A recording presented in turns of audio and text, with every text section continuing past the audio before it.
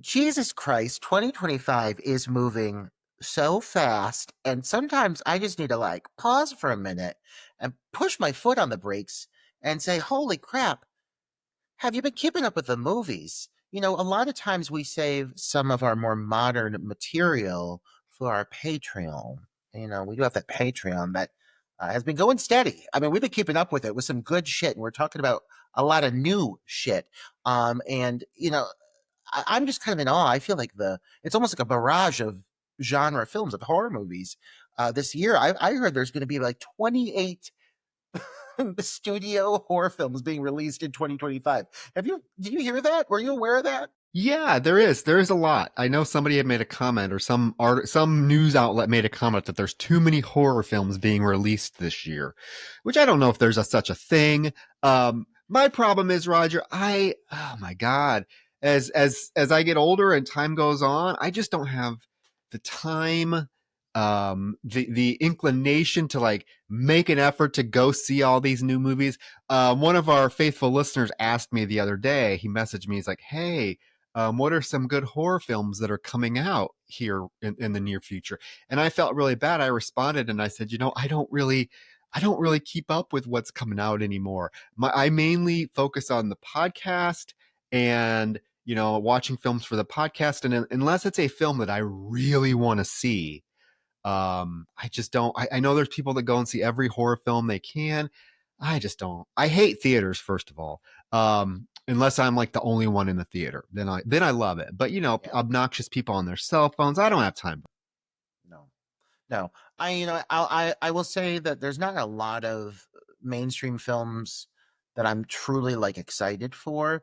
Though I will admit that one recent trailer that truly caught my eye, um, was the trailer for Weapons. Mm, By is it mm. what is it Zach? Is it Zach Kreger? Is that how you say his Yeah, last name? yes, the director of Mm-hmm. Barbarian, which I actually Yes. did see in theaters, and I Uh-huh. know people hate that movie or have issues with it. I fucking loved it.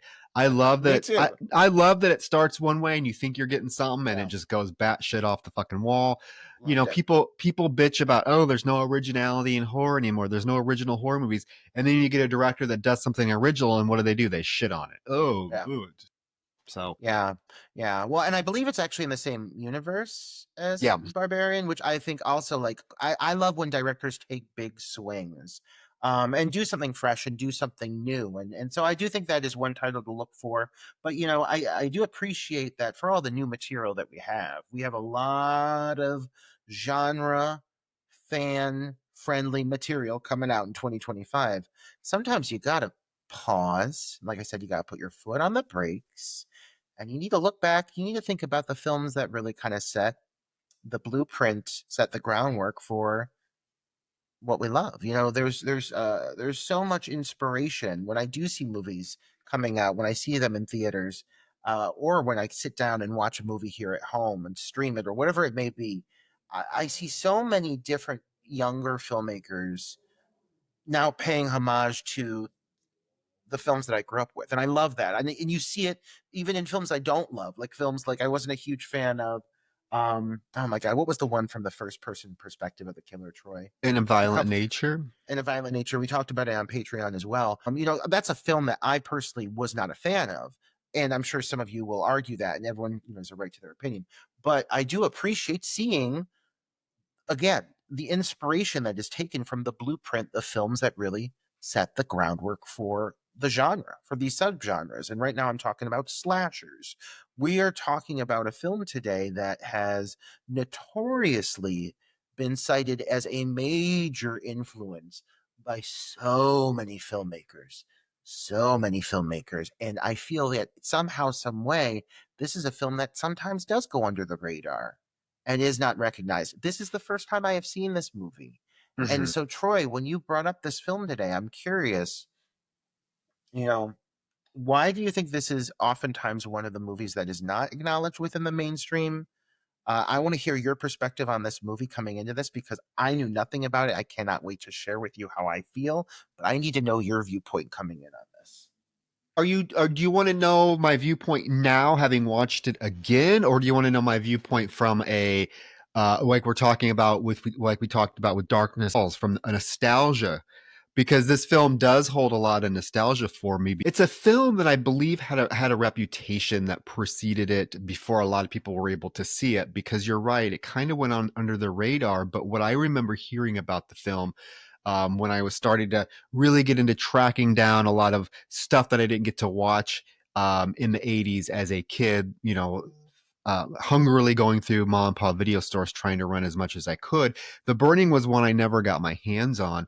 And it wasn't until like the mid '90s that I started to discover there was a lot of discussion and passion behind the film, and most of it had to stem from, oh, it's one of the gorier films to come out of the era. You got to see it just for the gore.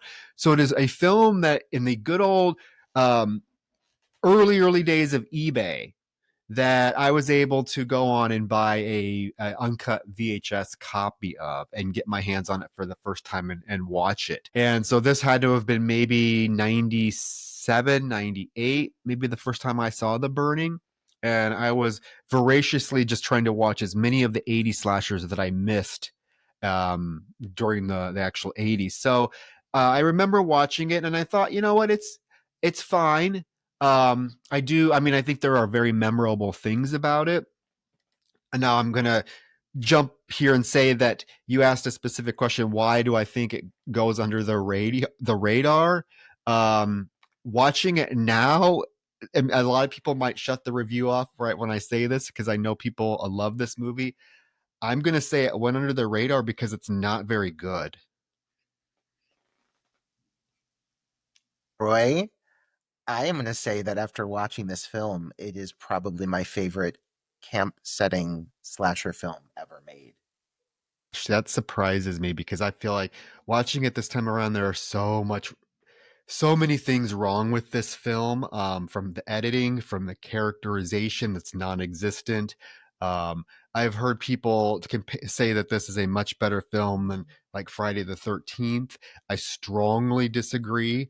I hear people say that it's a better film than Sleepaway Camp. I strongly disagree.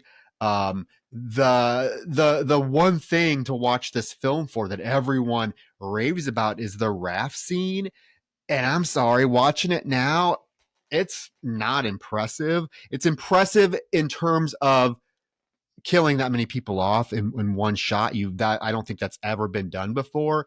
And I'm going to stop and give this film credit for doing a couple of things that are groundbreaking for the genre. One is the raft scene, having a slasher villain off that many characters at once.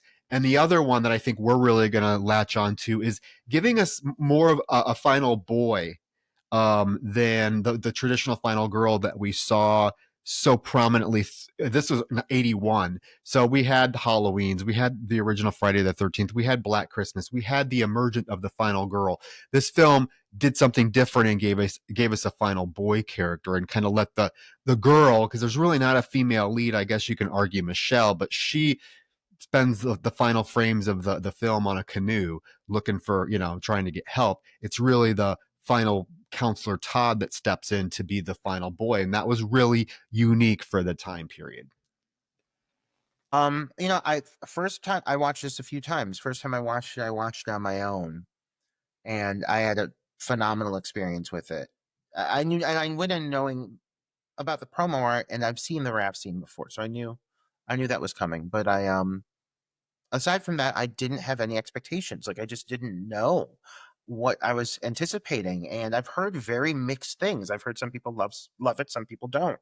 I had a phenomenal experience. Then I watched it again with my best friend Teresa Padone, and she knew nothing, and I didn't tell her anything about it, and she fucking had a phenomenal experience. And honestly, I'm on the opposite side of everything you just said, and this will be very interesting conversation. And I would watch this over Friday the 13th or Sleepaway Camp any day of the week. Any day of the week. That surprises me. No one knew. That really surprises me. So I think we need to get into it and Yeah. really find out why, because I have a feeling, I don't think we've probably strongly disagreed on a film ever.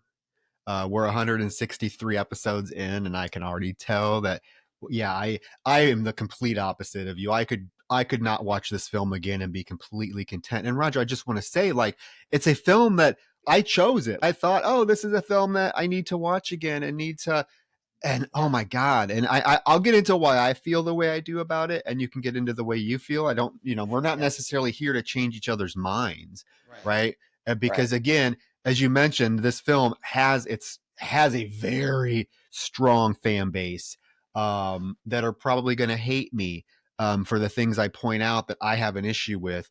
yeah, But then the people that voraciously love this movie, that do think it is the best camp slasher of all time, are going to love you. yeah. I there's four camp slasher films that came out in the early '80s. There's well, okay, Friday the 13th franchise, we'll count that as one. But then there was Sleepaway Camp, and the other one is Madman.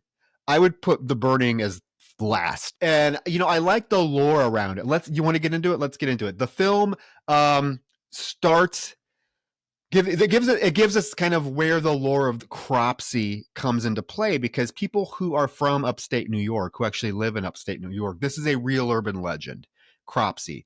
And in fact, there was a documentary film called Cropsey that came out, I want to say maybe the late 2015s, maybe around 2018, 2019.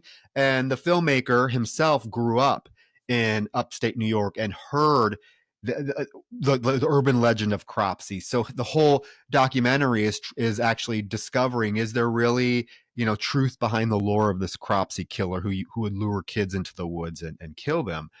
This film takes that lore and expands on it a little bit and gives us, I guess, somewhat of a story. But the opening scene, we start out at Camp Blackwood. Okay, and it throws us right into the midst of what's going to be the catalyst for everything that happens. A group of boys decide to play a prank on the caretaker, Cropsey, because apparently he is just a fucking piece of shit. We never see him do anything.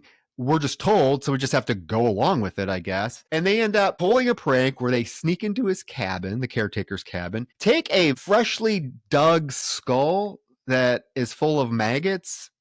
They put it on his bedside table, light some candles, go outside and pound on the window until he wakes up. This is all happening really fast. There is a really effective kind of little scare that really it made me jump, actually, when Cropsey sits up in bed, like whew, and you're, oh shit, it startles you. You think he's up, but he's not. He does wake up from the pounding on the window. He sees this horrific skull. Like I said, the thing is dripping with maggots. He immediately like flays, knocks the skull over. The candles ignite the bedding. I mean, it goes up like that. Not only that, he's sleeping next to a gas can for some reason that gets knocked over. And he just goes up in flames and he's screaming. He's able to get out of the cabin. I will say, I don't think maybe a remastering of it or crisping it up helped it at all, because when you see this guy burning, you can clearly see he's wearing that giant helmet. Which again, I don't want somebody to actually burn, but it's just so glaringly noticeable now. And he falls into the lake. Okay, that's our opening. Cropsey is burned by a cruel prank played on him by some boys at the camp. Let's talk about the prank. Let's talk about the setup because every great slasher needs one. I think for me, I hear you on the note. We're coming into this not knowing anything about really what he's done other than what they're discussing. But what I love about the structure of this film is it follows the tried and true formula that there's something that happens to somebody that is basically setting up a vengeance killing, if you will. There's always an event that sets these things off, that sets the wheels in motion.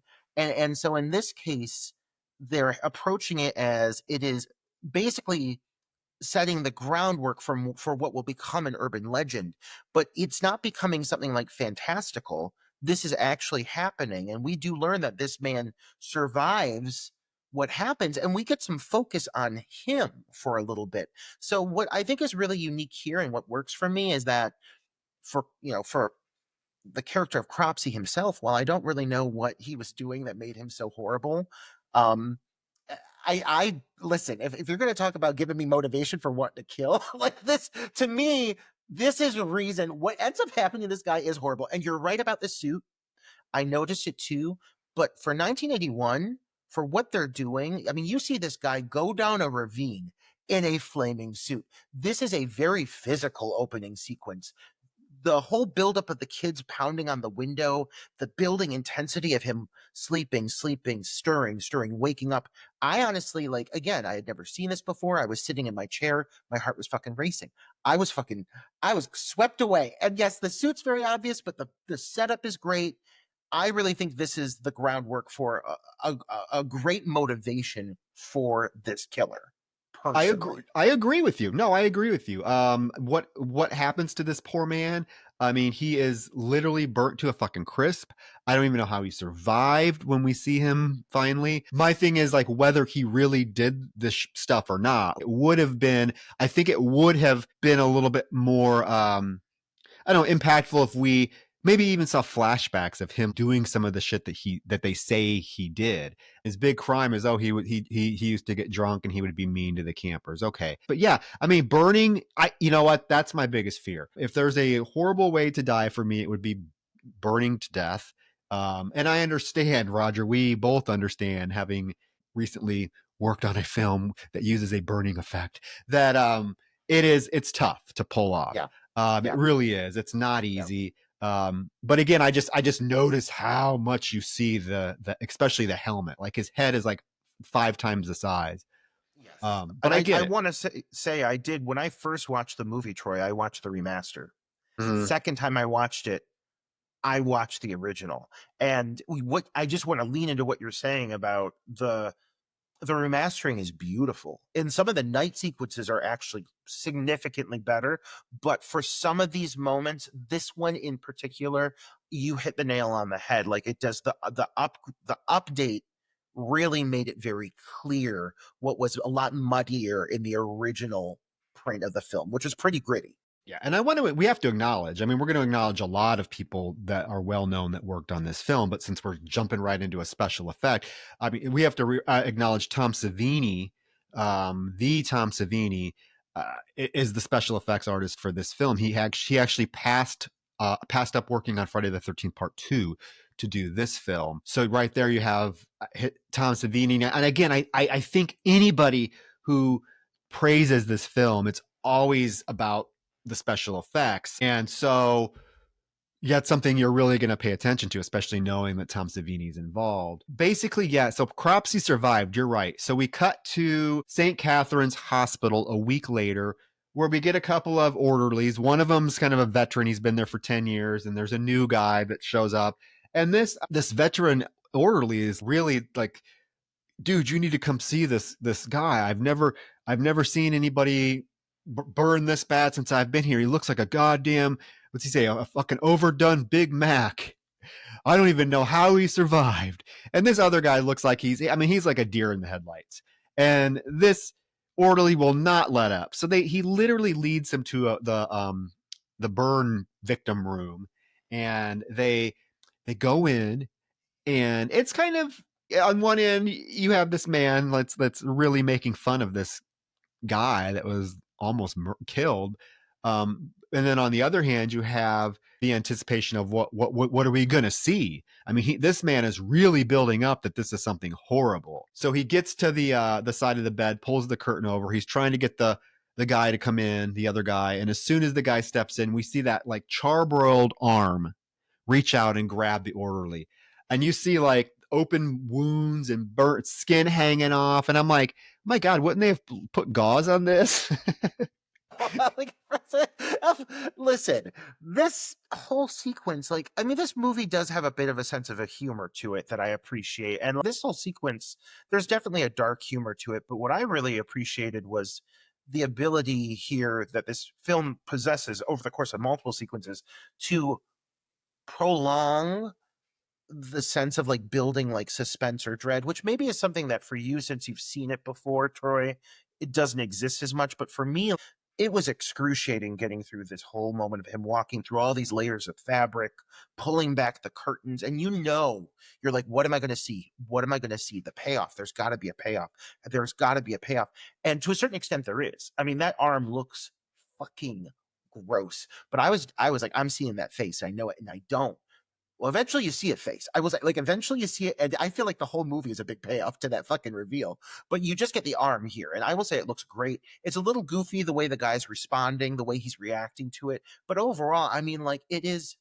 Again, they're just adding another layer of why it's so reasonable and rational why this man would have the desire to go out and kill. Like this man's life, if his body looks like the rest of that arm, which I'm confident it does, this man's life will be a life of misery. No matter how you shake it, you might as well kill the people that did it to you. Yeah, or like I mean, the man says, the orderly even says, if I looked like this, I would just rather die. I mean, they're really making it to be, and I mean, yeah, by the end of the film, we see Cropsey in all his glory. So yeah, I mean, that's the opening. We get the opening credits. It's a very muted music. I do actually like the score of this film. I feel like it's very understated, which is when you compare it to a Friday the 13th or a Sleepaway Camp. I actually like this this understated score. As you're watching the credits, one thing you are going to notice is that this is one of the first, if not the first, big budget production for the Weinstein brothers. Boo. Harvey Weinstein produced it. I think his brother co-wrote the script. So knowing what you know about them now, it actually makes some of the actions of these male characters seem even more cringy, because it's another problem with this film. And this film also gives us, I mean, we have two Oscar winners in this film. We have a very prominent sitcom side actor in this film. We get a lot of young and upcoming talent that made their kind of debuts in this film, which is kind of cool to see. After the opening credits, when the opening credits are kind of finishing up, we get basically the voiceover of the doctors. This man has been in this hospital for 5 years, and these doctors are like, enough's enough. You got to get the fuck out. I mean, that's basically the whole thing. Get the fuck out. We've done everything we can for you. We're sorry you look like a monster. We can't do anything about it. Good luck. That's the whole voiceover. That sounds to me exactly how like the American medical system would have been in 1981. I'm confident of it. You even hear the one guy, he's like, we're sorry, but the skin grafts didn't take. And I'm like, the skin grafts didn't take. Like, what does that entail? Like, man, that sounds like a pretty bad outcome. But they're releasing this guy out into the world, and they even say they're like, try to forgive those boys. It was all a mistake. It wasn't a That's mistake. all it was. It wasn't a fucking mistake. That cute guy with the afro literally put a burning skull on his bed. Like, I mean, like it just so yeah, again, this man is unleashed into the world in nothing but a trench coat and a fedora in the most ominous silhouette possible. But But he's on a mission, man. but I do love the 80s, any early 80s scuzzy Times Square footage. I'm all for. Yeah, We've seen it all in for it. oh my god, I'm all for Basket Case, Nightmare. I mean, anytime I get to see scuzzy New York City, I'm all for it. You know, this guy he might be burned beyond recognition, but he gets out of fucking the hospital. He has one thing on his mind, Roger, and it is finding pussy. With what? That's what I was. I'm convinced this man has to use a catheter based off the outcome that we see. Oh, but But hey, more power to him. but does he find that? Listeners, real quick, let me just say that every week, for the most part, Troy and I like to assign each other roles in the films that we watch, and it's always like, who can find the huskiest broad in the film? And boy, oh boy, did I come into this one blind. So lo and behold, Troy's like, try to find which one's you. I bet Yeah. you'll know her when you see her. And when when this Troy, tell me this woman doesn't look like Maya Rudolph doing an impersonation of somebody. Like Uh, it is so. But you got this beef jerky eating woman, like that's how I'm gonna describe her, in this low plunging blouse. But she seems, the thing is, the thing that's sad is she seems like a pleasant gal. She's like, well, I'm just coming in. I'm going in. Come on. Like she's like so like perky about it. And she's like, I got gal's gotta work. Like she's a woman on a mission.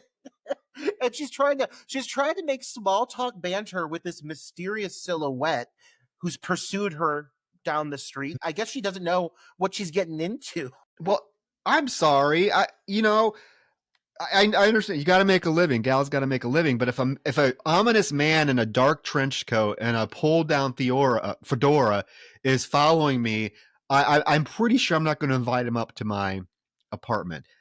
He's not saying a word. He slowly climbs the steps to her apartment, and she's, can we get on with this? I got to make a living. And he turns the light off, and she's like, "Oh, you like it? You like it in the dark? Okay. Aren't you going to take your fedora off? I guess you don't have to because you'd be surprised what some of the men I get with what they want to keep on. You do what you want to do." Well, he lightning strikes and he does take the fedora off, and she sees his face, and her pleasant demeanor, Roger, immediately turns to terror.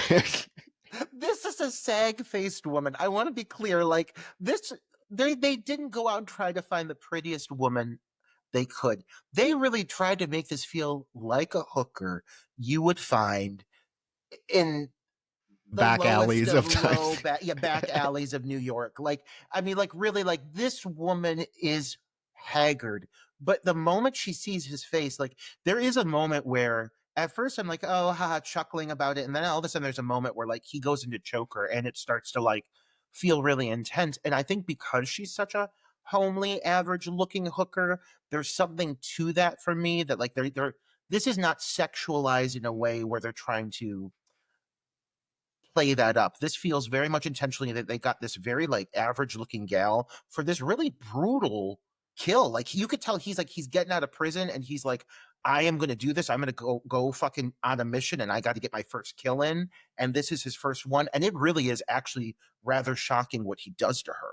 She's just trying to make a living. And I guess, on one hand, if you really think about it, it's not making a lot of sense. This man does not have a penis. Let's be honest. What did he expect her to do? I mean, his if he's as burned as we see he is at the end of the movie, his penis was burned off. I mean, there's nothing there. So what is she supposed to do with it, anyways? Even if you're there. Secondly, I find it.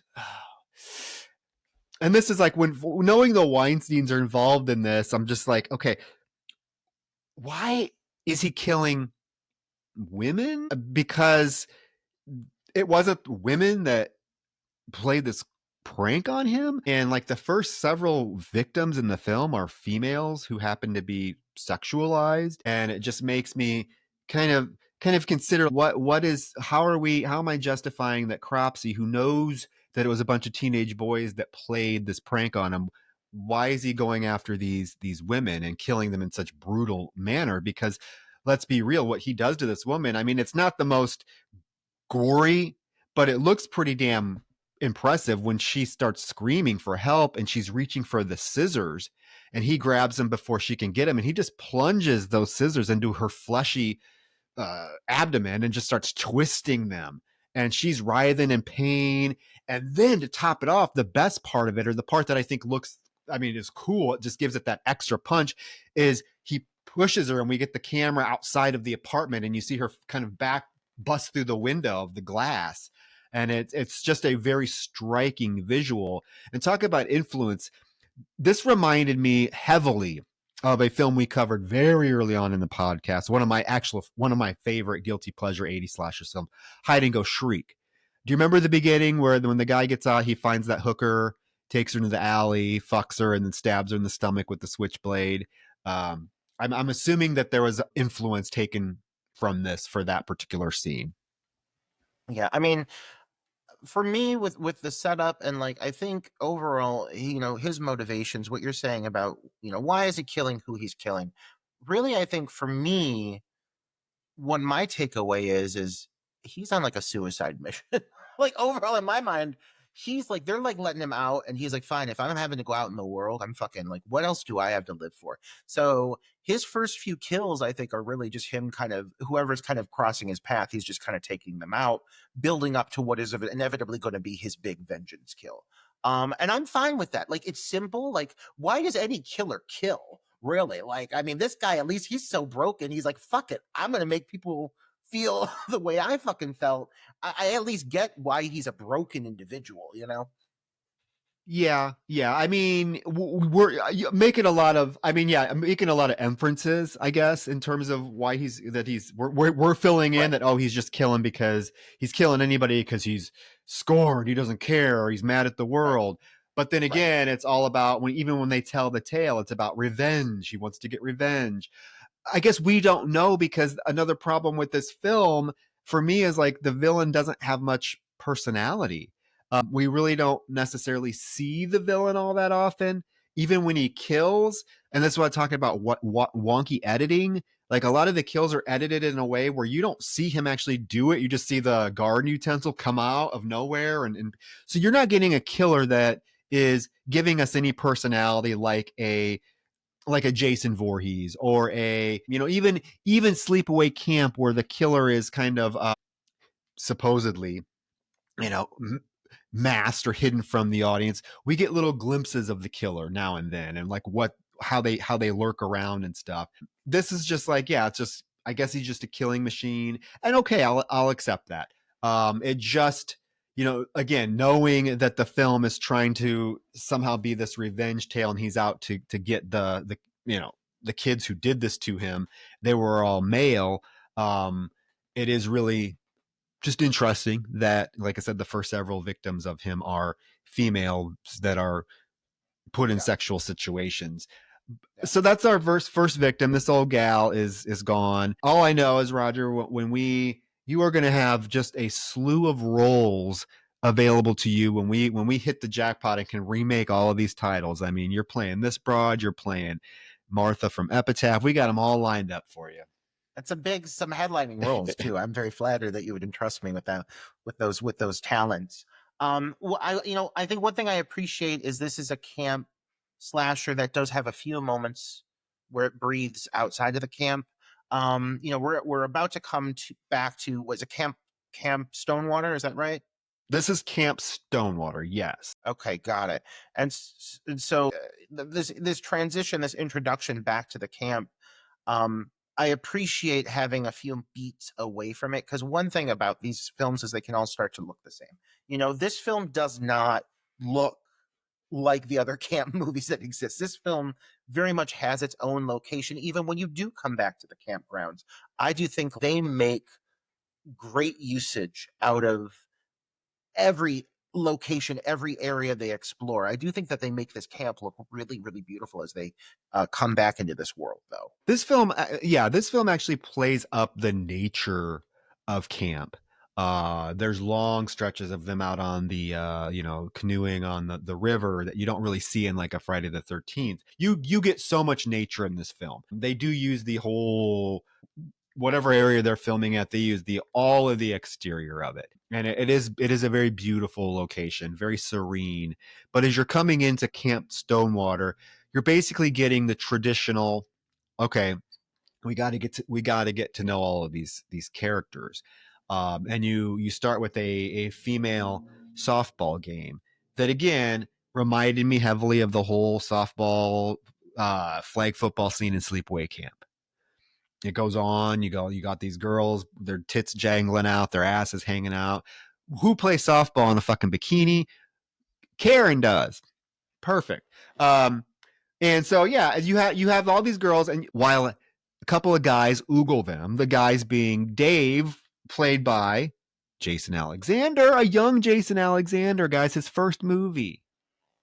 I'm going to say it right now. I don't know what it is about this film, but I find Jason Alexander in this movie to actually be quite adorable. He was a cutie patootie. He's like the little meatball of the group, but he's so just like smooth in his delivery. Honestly, truthfully, and I'm sure like one of the issues that's going to come up is going to be something to do with like the volume of characters and all of that jazz, and I get it, but like honestly, I'm kind of shocked across the board just how natural the acting is in this film. I really think when you get kids, these are younger actors. These don't look like, for the most part, these don't look like 30-year-olds playing teens. This looks like a lot of teens playing teens. And you're seeing these younger individuals in moments like scripted acting that feel very natural and chaotic. And this is not still movie. There's a lot of movement. People are always walking, and it's just very like active. It feels like a summer camp. Like from the first moment you see all these kids together, you really feel like you're in the middle of it. And I appreciate that. I really appreciate the energy. And I think that all of these actors are really quite capable. I mean, you have Jason Alexander, you have Holly Hunter, although she doesn't have any lines. You have Fisher Stevens. I mean, the cast of characters is quite impressive. You have a couple of nobodies, but even like the nobodies are very charming, and when you're watching them, they all do seem very natural. I will give it that. I'm not the acting is not my issue with the film at all. But yeah, this moment is meant to just give us some introductory information to who we're going to spend the remainder of the film with. And much like Sleepaway Camp, this film gives us the kids at the camp. So we are getting these young, and some of them become victims, which is interesting. But you get Eddie. Dave and Eddie are interacting, and Eddie, at first, I thought Eddie was one of the campers, but he's a counselor. Um, and he is smitten with, well, he thinks he's smitten with Karen, so he goes up to Karen, and she's the one playing softball in the bikini, and he's like, oh, you need to meet me at the uh the rec hall at 8 o'clock, and she's like, oh, Eddie. Karen is played by Roger, an actress called, I think, Carolyn Houlihan. And I'm only mentioning this to you because you know my famous trivia, right? Yeah, I'll give it to me. Oh my God. This is going to apply more to you than probably any of the other beauty queens we've ever had, because actress that plays Karen was Miss Ohio 1978. Yes, she competed at the Miss USA pageant. Oh Yeah. my God. Yeah. Royalty. Ohio royalty. Exactly. Right before our eyes. Tiny little Fanny and all. Well, thank you. God. Bringing it home. Bringing it home. Yes, Karen is lovely, but she's such a tiny Fanny. And these boys are oogling and ogling over it. And one thing that was kind of confusing for me, and you said this about not knowing exactly like who's a counselor and who's attending the camp. I think one thing that I took away is like the structure at the camp is actually kind of traditional for a camp. Like you have like the lead counselors, that's gonna be Todd and Michelle. So they are the oldest. It makes sense they're older than everybody. And then you've got some like other counselors that are working underneath them who are like teens, like probably like 19, 20-ish around that. And so that's where you have people like um Dave, right? Dave is one of them. That's Jason Alexander. Is that Mm-hmm. Dave? That's Right. Dave. And then you have Eddie. Eddie. And so they're two of the counselors. And then you've got Karen and you've got, I think, Sally. Is Sally the other one? Yeah. And so those to me are the counselors, I I don't believe, know if correct? Sally's the count. I don't think Sally's supposed to be a camper. Her and Glazer are supposed to be campers because remember, like, Todd threatens to send Glazer home, and I feel like you're not going to send another counselor home. And yeah, it's real confusing. I don't even know if Dave's the ones I know for a fact are counselors are Michelle, Todd, Karen, and Eddie. I don't know if the other ones are or not. I thought Jason Alexander was a camper.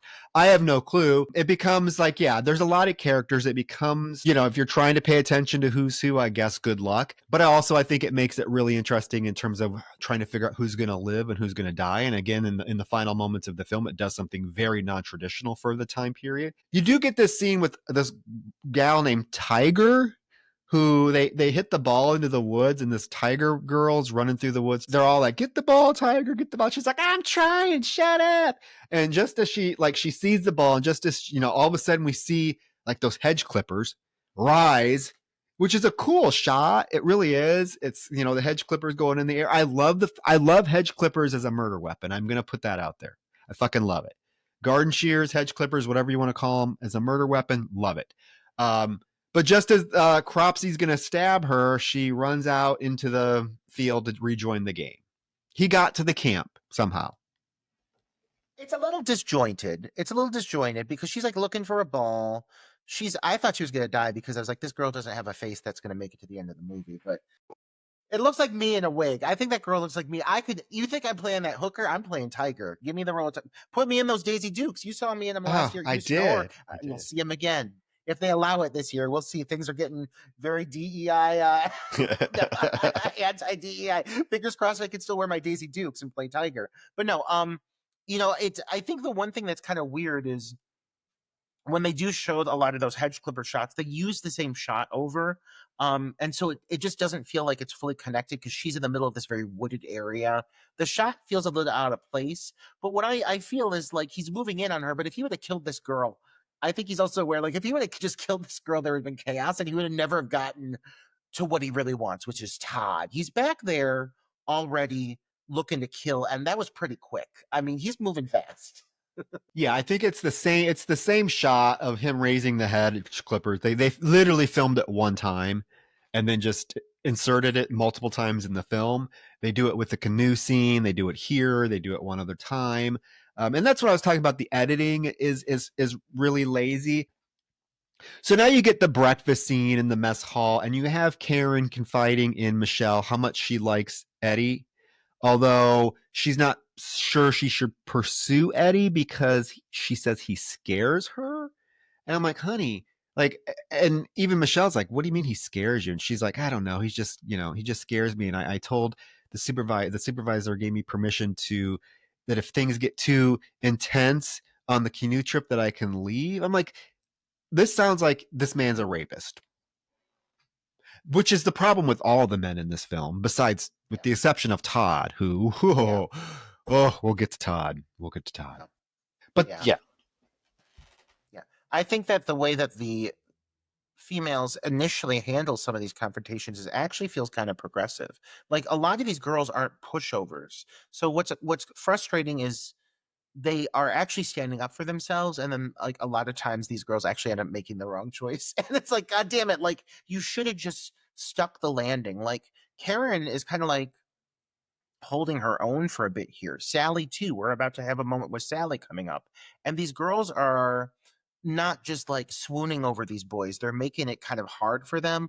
But then there's these moments that seem very like the opposite of what like the character was doing prior, and it feels kind of like, yeah, there's a certain masculinity to the way these females are written.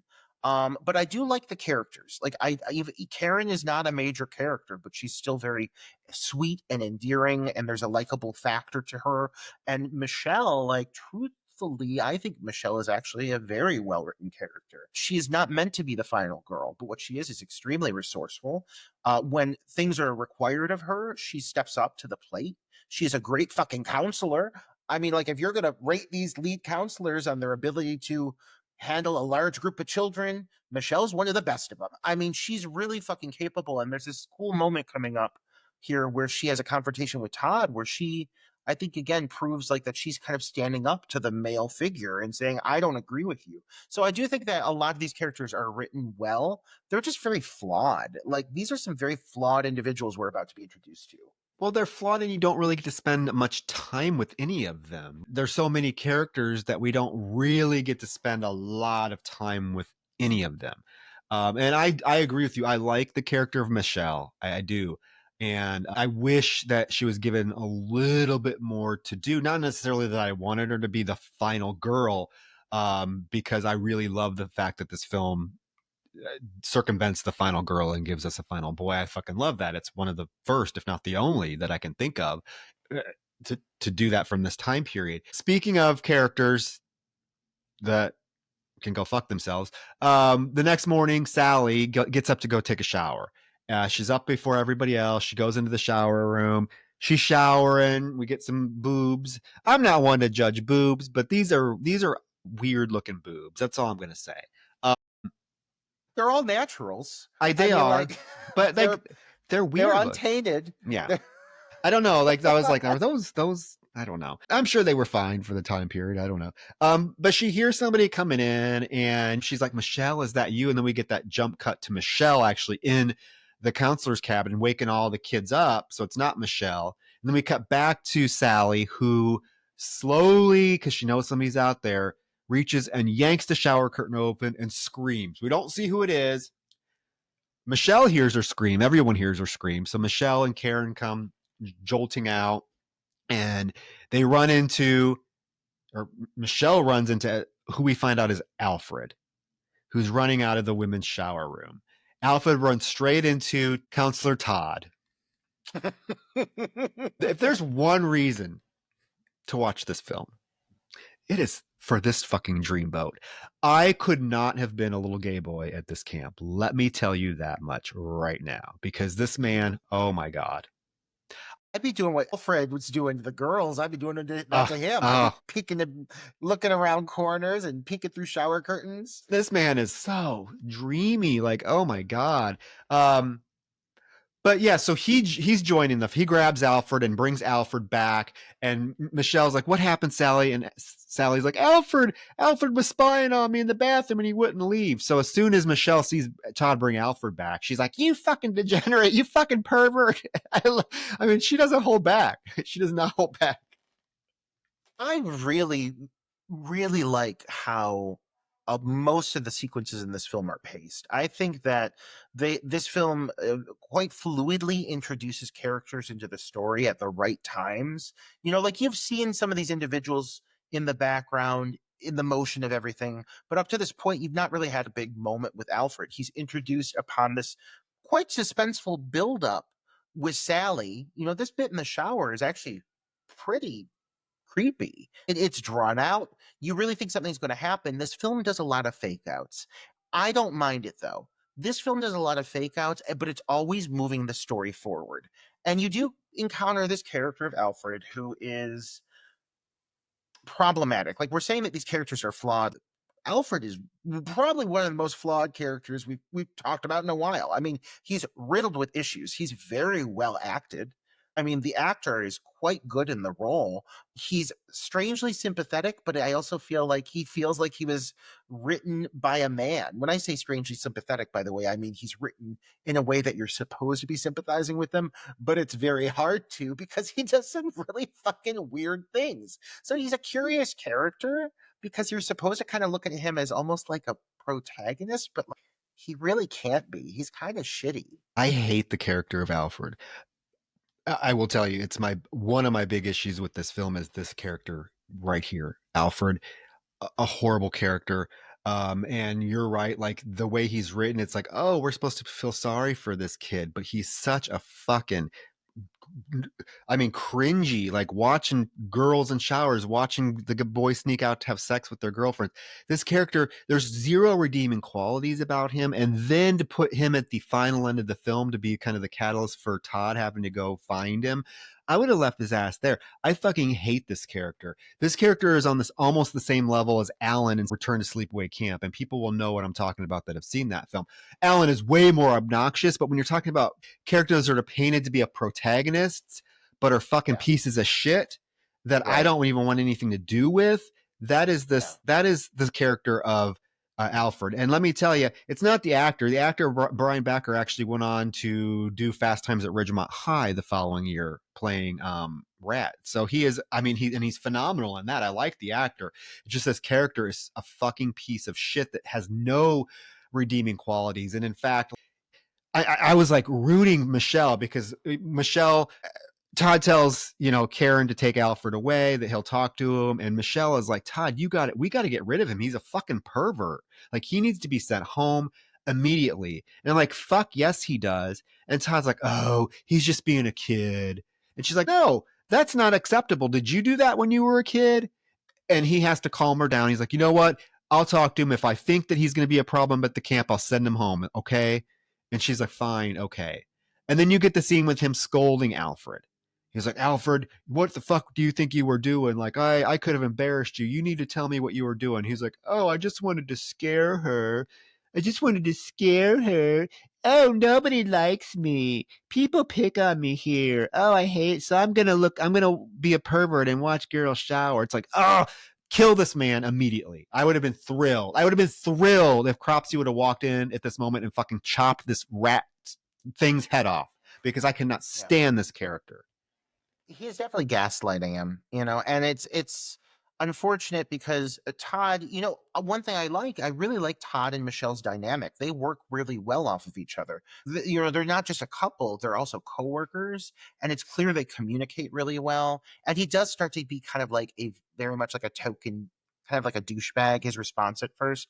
And I love that she checks him on it. And she's like, you are too fucking easy. You can't let these fucking kids walk all over you.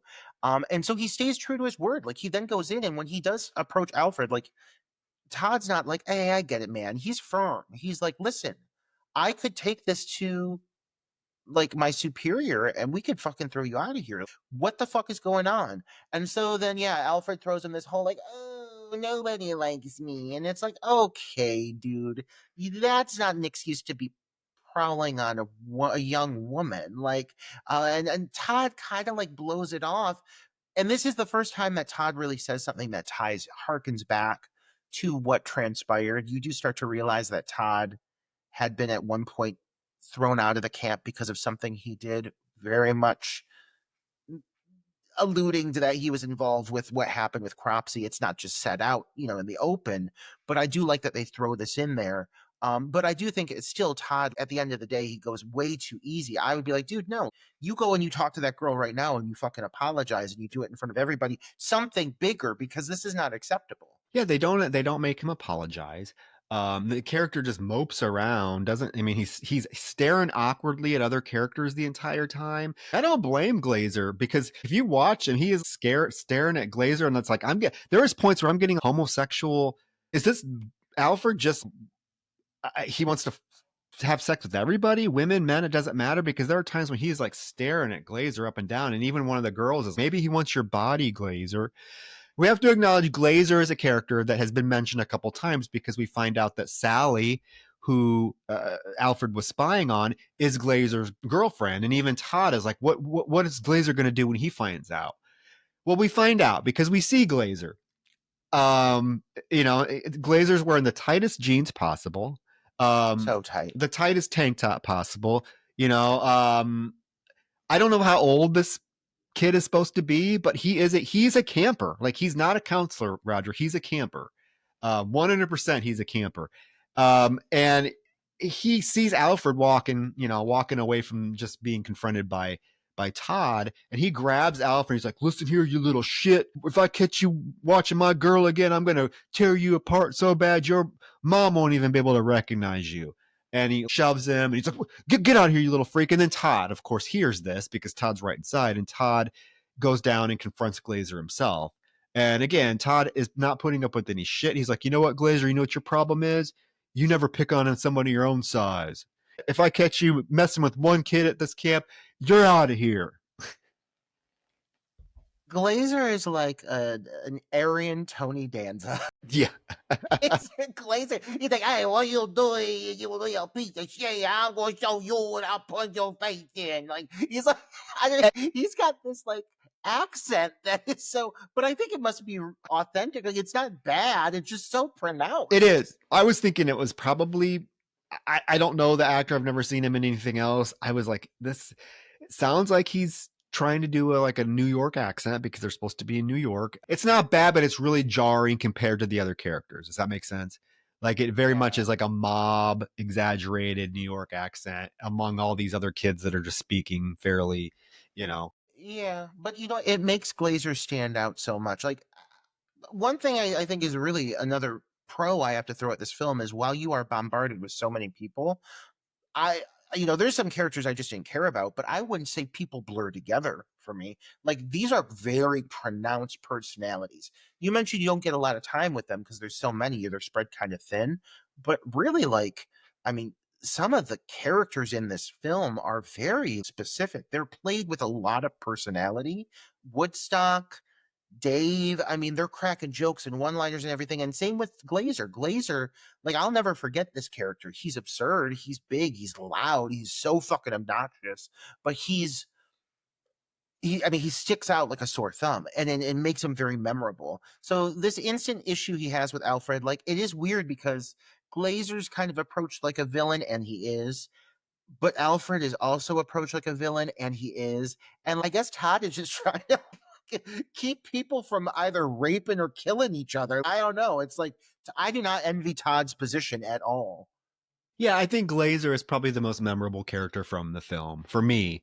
I definitely, it's a character that stands out. He's memorable, and yeah, he's villainous, but then also he has some really tender moments with Sally. I love the fact that he's built up to be like this sex machine. Like all the girls are like, oh, they don't really take him seriously, but they do comment on like, oh, look at that body. Can you imagine all those muscles on top of you? Hey, Sally, how's it feel? And we get this like whole little jokey lake scene where guys are trying to get Alfred into the water. Alfred, of course, like Angela, does not want to get into the water. He's scared of the water. The guys jump in. The girls are all on this raft in the middle of the lake. And we see Alfred just sitting there moping when all of a sudden Glazer comes just barreling down the dock and shoves Alfred into the water. And all the guys are pissed. They pull Alfred out of the water. Glazer thinks it's a big joke. He dives in and he swims over to the girls dock and gets out. Roger, those fucking shorts that he's wearing, they're not leaving. They're not leaving anything to the imagination because now they're wet and they are just clinging to him like fucking saran wrap, and you can see everything. Everything. You see all of it. And I think this is a moment where a few of the guys, led by Eddie, but and Woodstock and Fish, those are the three buddies. And I think they're trying to take Alfred under their wing a little bit because Alfred's been expressing that he is feeling very much like an outcast. You fucking freak, you creeper. But so they're trying to take him under their wing, and so uh, Dave motivates Woodstock to take out his like pea shooter. And there's this fun moment here where they basically like count down to shooting Glazer in the ass. And there's this whole bit of him like being like, "Yo, motherfuckers, like with a thick accent, like," and he's just yelling at them, and it's actually really fun. Like, there's a lot of camaraderie amongst these kids. I feel like these people had to have a blast on this set because these big, chaotic, loud moments where they're all yelling over each other and everything, it just feels really, again, it's really natural. So I really like this scene quite a lot. And the scene where all the kids are smoking beforehand. We didn't talk about that. There's a scene where the girls are talking and all these like 10-year-old girls are like chain smoking. Everyone in this movie smokes. It's wild. But Oh yeah, yeah, I mean it was the early '80s. It was the early yeah. '80s. That evening at the boys' cabin, Dave apparently he is like the smut peddler because he brings in a hustler and a penthouse to give to Woodstock and Fish so they can jerk off. It's very, if you really listen into what he's saying, it's very like homoerotic. He's like, yeah, there you go. Now you can jerk off for me. What do you say? You're my master. You're my master. You're my, like, it's so weird. I'm like, oh my God. But he also is supposed to bring Glazer some rubbers. Glazer opens them up and is immediately like, no, dude, I ain't paying for these. I asked for lubricated rubbers. These aren't lubricated rubbers. And I ain't paying for it. See, like And then it's so aggressive. this whole time, Alfred's sitting there moping on the bed.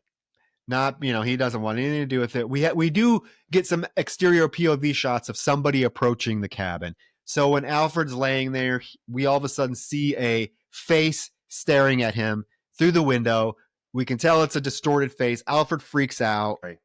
This made me jump. First time I saw it, this made me fucking jump out of my chair. I gotta say it. Nobody he believes him. Al Glazer's like, you fucking weirdo. You're a fucking weirdo. Yeah, you're a fucking weirdo. Um, Todd's outside. He does hear, the commotion. So as he's going back to the main cabin, he hears something in one of the outhouses. So he opens it and we get a pigeon that flies out as a jump scare. Um, and then he goes back to the cabin to get the guys to tell them that dinner is ready. And there's a little exchange again between Glazer and Alfred where Glazer's like, yeah, you saw a face. I bet you saw a face. And Todd says, well, what is that all about? And of course, at this point, Alfred doesn't tell him. He's like, I don't, they just go to dinner. That's in full swing at this mess hall. We didn't acknowledge a few moments back where the two guys turned around and moon Glazer, and I'm pretty sure, I'm pretty confident that I saw Woodstock's butthole.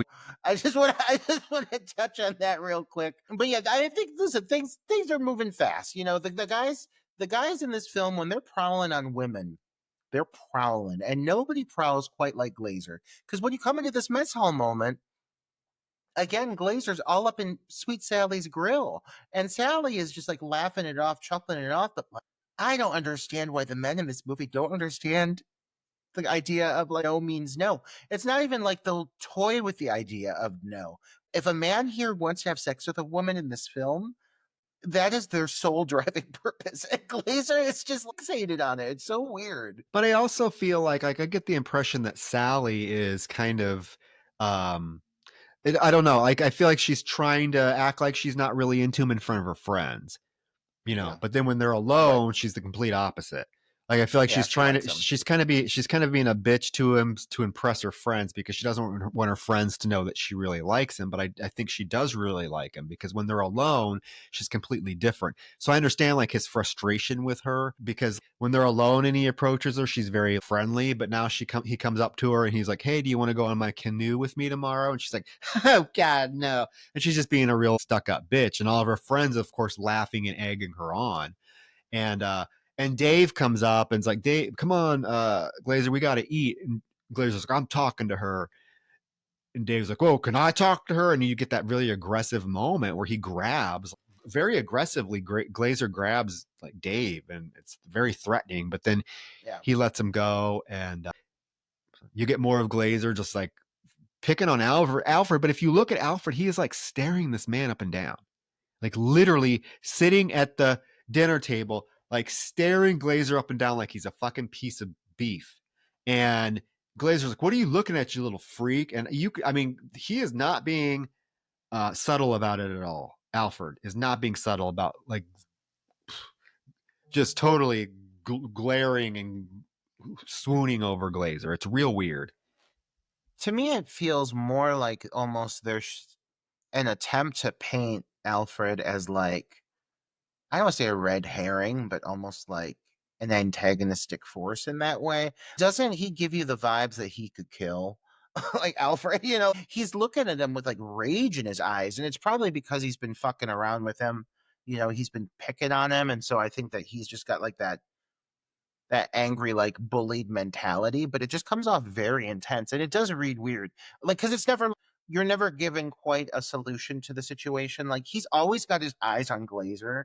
He starts following Glazer. It's very weird, but it doesn't conclude with, I mean, it concludes in something different. Like, it concludes, but it's not explained why he's focused on Glazer specifically, why he's fixated with him. Yeah, but then he's complaining that Glazer's always like picking on him. But dude, you're literally ooling this man, staring at him, following him. Like it's like I don't understand what the whole purpose of this was, or like if it's just reading the wrong way that the filmmakers wanted it to read, but it's really just odd. Woodstock wants to get his vitamin E, which I'm assuming is something for the way it's like, is that to make him come better or something? It's not really explained. He's like, "Where's my vitamin E?" And Fish is like, "Oh, Woodstock, you trying to tell me you really believe in all that?" And Dave's like, "Oh, yeah, you don't mess with my master. He knows what he's doing." So I'm like, "What is this vitamin E? Something about sex, like erections coming?" Because I doubt Dave should be egging him on then.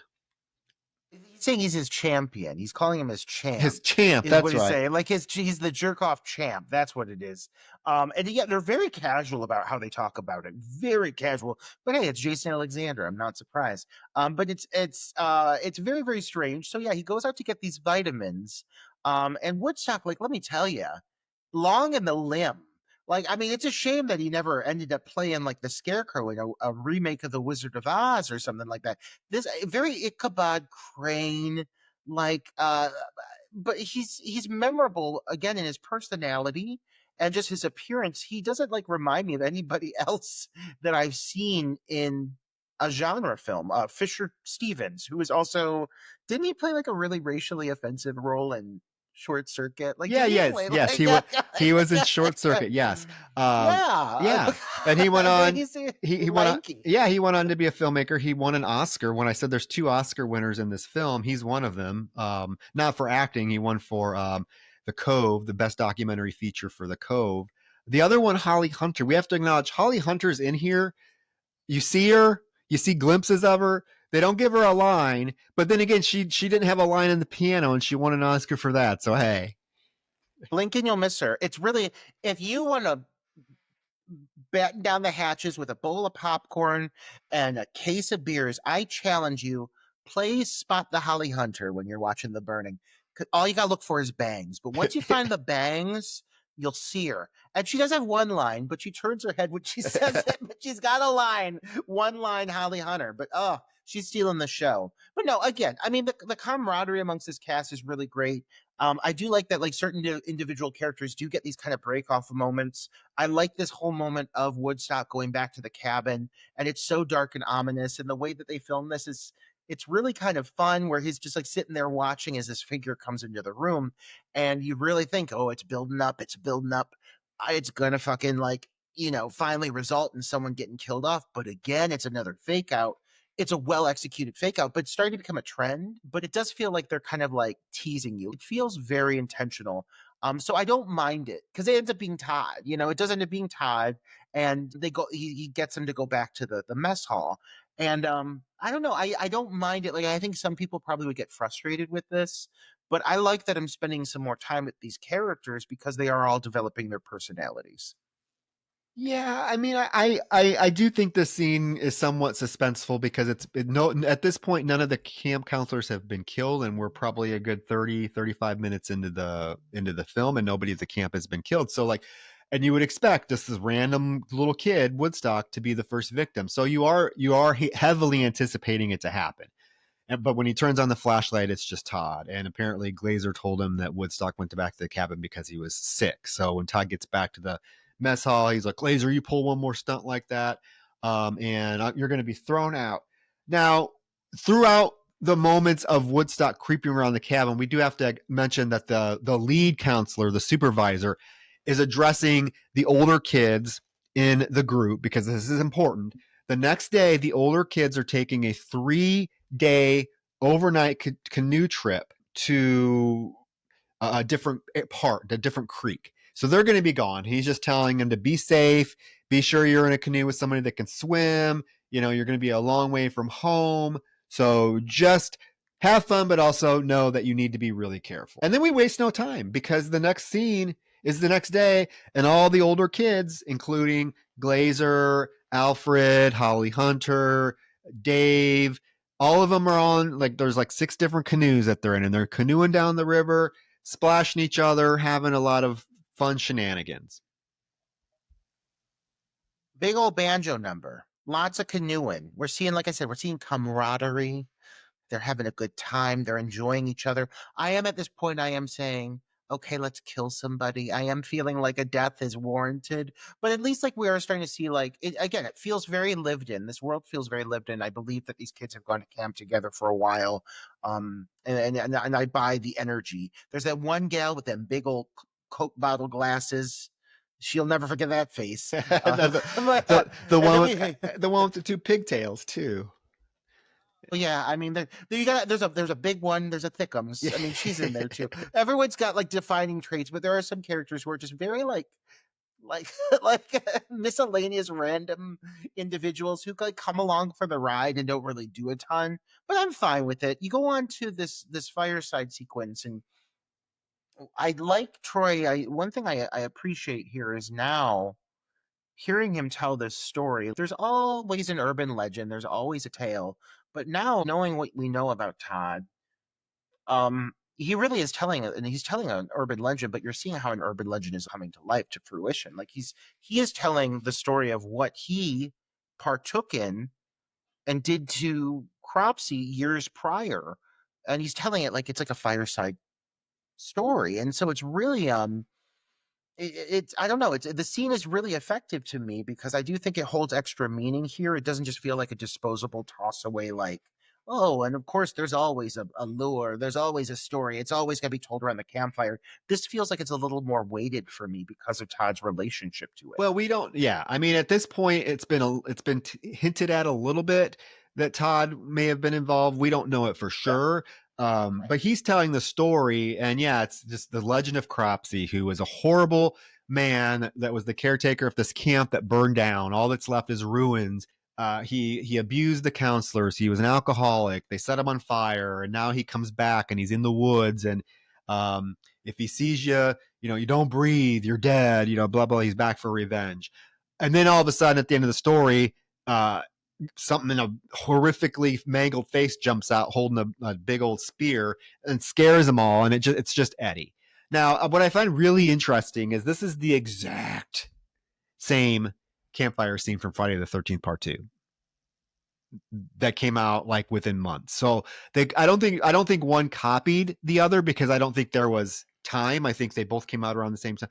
But isn't it, this is the exact same scene. It literally is the exact same scene, culminating with someone jumping out into the crowd with a mask and a spear. It is literally the exact same scene. Yeah, yeah.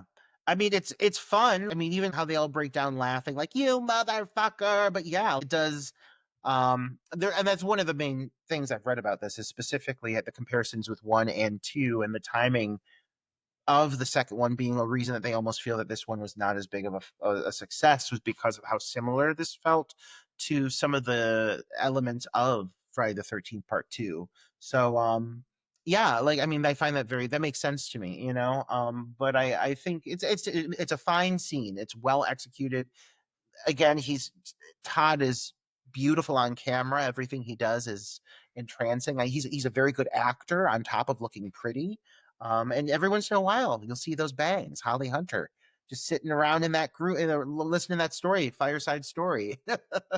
Yeah, and she has talked about the burning. She has talked. She's acknowledged that it was the film that helped her get her SAG card, and that she made a lot of money, and she will always hold dear the experience of the burning. So later that evening, you get Eddie strolling with Karen, and she's basically like, "Oh, I can't believe you played that joke on us. That was terrible. Is there really a Cropsey man out there?" And he's like, "Yeah, he's in my neighborhood, lighting bags of dog shit on fire. That's how he terrorizes us."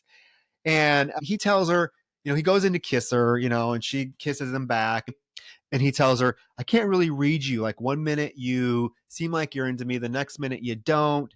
And she's like, "No, Eddie, it's just that I don't want to be a statistic because I hear about all of the women that you've slept with." And he's like, "Oh, honey, don't worry about that. What's that matter? If two people like each other, they want to do it. What's wrong with that?" And then he's like, "I'm going swimming. You should join me." And she's like, "I don't have a swimming suit." And he's like, "I don't either." And he gets naked. And he's like encouraging poor Miss Ohio, 1978, to strip down fully nude. Saying this guy's hot, but I get it. I love an Italian. I mean, he's very, again, talking about accents. He's like, "Hey, why don't you come in the lake with me? Come on, let's go." Like, he's got this really thick, I mean, accents. But again, I think maybe it's real. I don't know. But yeah, he somehow gets her into the lake, and this poor thing, she looks like a quivering fawn. She's terrified of him. I don't know why she goes with her milk white skin and her bushy vagina. You see all of it. And she wades into the water with him, and they start kissing. And first, she's like going along with it. But then he starts to get more aggressive, and then she firmly is like, "No." And then it goes from being playful to being uncomfortable to being really aggressive. All of a sudden he splashes water. He's like, "Get out of here!" And, like, it's so He's aggressive. like, "Get the fuck out of my face." And he splashes her. Like, Yeah. "Why'd you even come here? Get the fuck." So this poor woman, she has to crawl to shore. She's quivering. I believe that and her clothes are now gone. I know This it's poor woman, she was just like sexually assaulted, and now someone took her clothes, and she's like, "You guys, please!" Like she sounds so like desperate. It's actually quite sad. yeah, she's like, "Where's my clothes? Oh my god." And she finally sees her clothes being hung on different branches, and she finds her blouse. She puts her blouse on. She's like, "Oh, it's so cold. Where are?" And she reaches down to grab her bottoms, and again, I don't know. Maybe the restored version it looks a lot better, but it was so hard to tell what happened here. I know she gets her throat cut, but you see the shears, and then you see her, you hear her, and then you see that somebody does have her, and you see like the movement of the shears, and then blood coming down her throat. Now, I admittedly, I watched. I didn't watch I've seen the restored version. I did not watch it for this podcast review. So I was like, "What the fuck is going on?" She gets her throat cut, is what we know. Um, Well, in the restored version, it's significantly clearer, Troy. significantly. It's actually quite effective. I remember it being way more graphic than what it is. But yeah, if you watch the version on Tubi, guys, it's not the restored version. So you're going to have a really hard time finding out or figuring out what's going on. The one on Amazon is the restored version. But yeah, I feel that it was, because I watched the restored one first, and then I kind of knew, I was like, oh gosh, this is going to be a totally different viewing experience. Like once I got to a certain point watching on Tubi. But I'm really happy I have the two to compare because, I mean, does the restored version make for a better viewing experience? Absolutely. The details are significant. So, and this is specifically, I would say, the scene that benefits the most from the restoration because you see a lot more. As it is, as in the original version, it's really hard to tell what's going on. So if you, it would be akin to a film like To All a Good Night. I know one. It's I like To All a Good Night. We've covered it on the podcast a couple of years ago, and I know like for years, a huge complaint with To All a Good Night was the fact that it was so dark. The death scenes were so dark that you couldn't see, and then it got that beautiful restoration Blu-ray. Cannot remember who put it out, if it was Vinegar Syndrome or the other one. But it looks significantly better, and you can see all of the kills and their gory, glorious details. And it's kind of the same thing with this. So if you're a first time viewer, I would definitely say you have some comparing to do, because again, it's Tom Savini's effects. You want to see them on full display, and unfortunately, um, unless you're watching the restored version, some of these deaths are really awkwardly edited, and the payoff just isn't there. But it's poor Karen that is our first victim. It's a strange choice, especially because she is so demure. I know she does full frontal, but overall, she's a very innocent character, and she's not the one I would have anticipated by any means being the first to go. So it is cool to be. I really don't know what to expect moving forward. And the next day, when Michelle and Todd show up and they find Eddie, again, I like that Michelle is a fucking firecracker. She's like, where the fuck is Karen?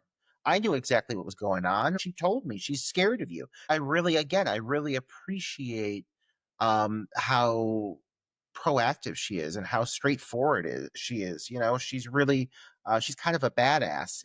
And Eddie also starts to take on some very antagonistic like qualities. Like we saw it with Karen, but now we start to see it between him and the other characters. And so it really is like there are multiple males in this film, Troy, who are horrifically mean to people, like really just awful characters or doing really terrible things. Eddie is just another example of a guy who's doing really horrible things, and it just doesn't feel like he's ever properly checked on it.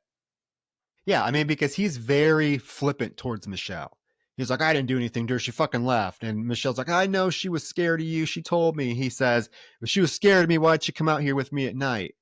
But basically, what they find out is all of the canoes are now gone. Literally, canoes are gone.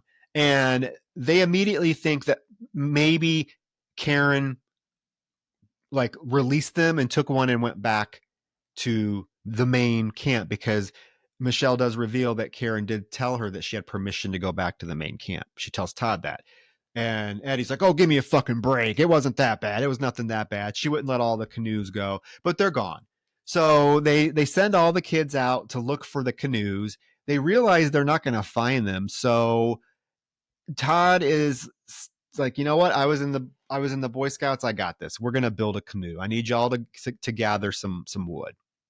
So the kids literally start going through the woods, gathering uh, what they can find to help make this raft.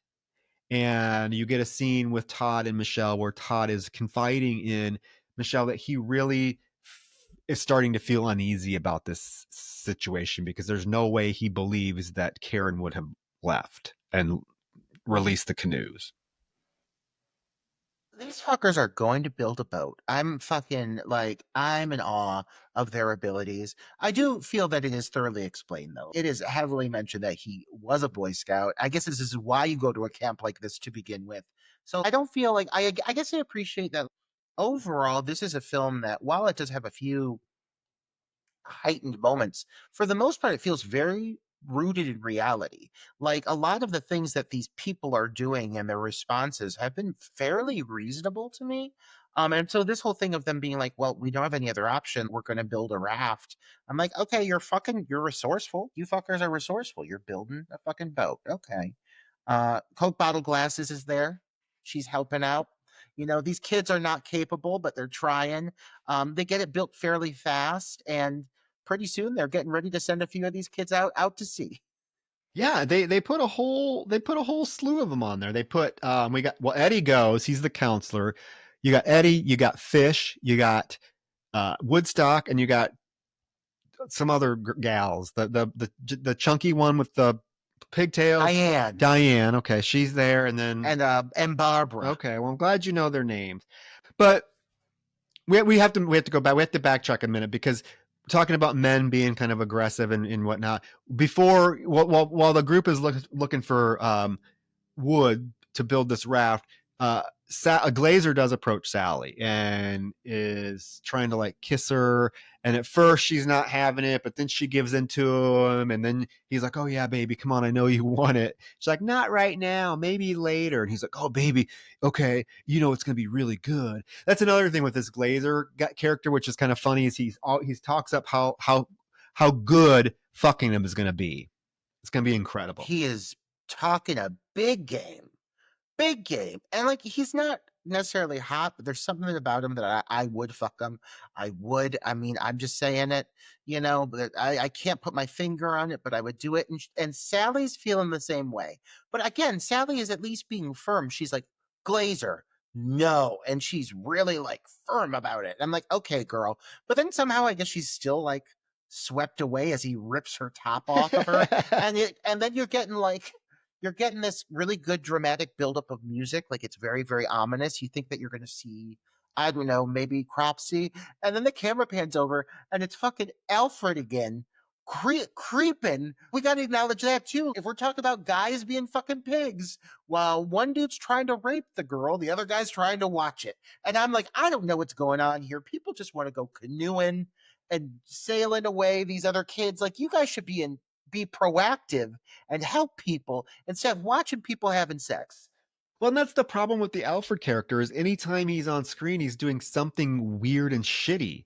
But then we're supposed to sympathize with him, particularly in the final, 10 minutes of the film. Like he becomes super important, which I was really pissed off about. But okay, so yeah, the next day, the group of five head on down the river on the raft, and they're already whining and bitching about how tired they are.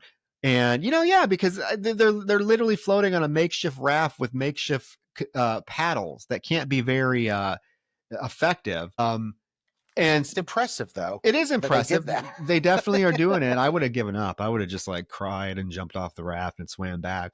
But as they're paddling down the river, rolling down the river, they see a canoe. And okay, talk about build up. The build up to get to this fucking canoe is very slow, very deliberate. And it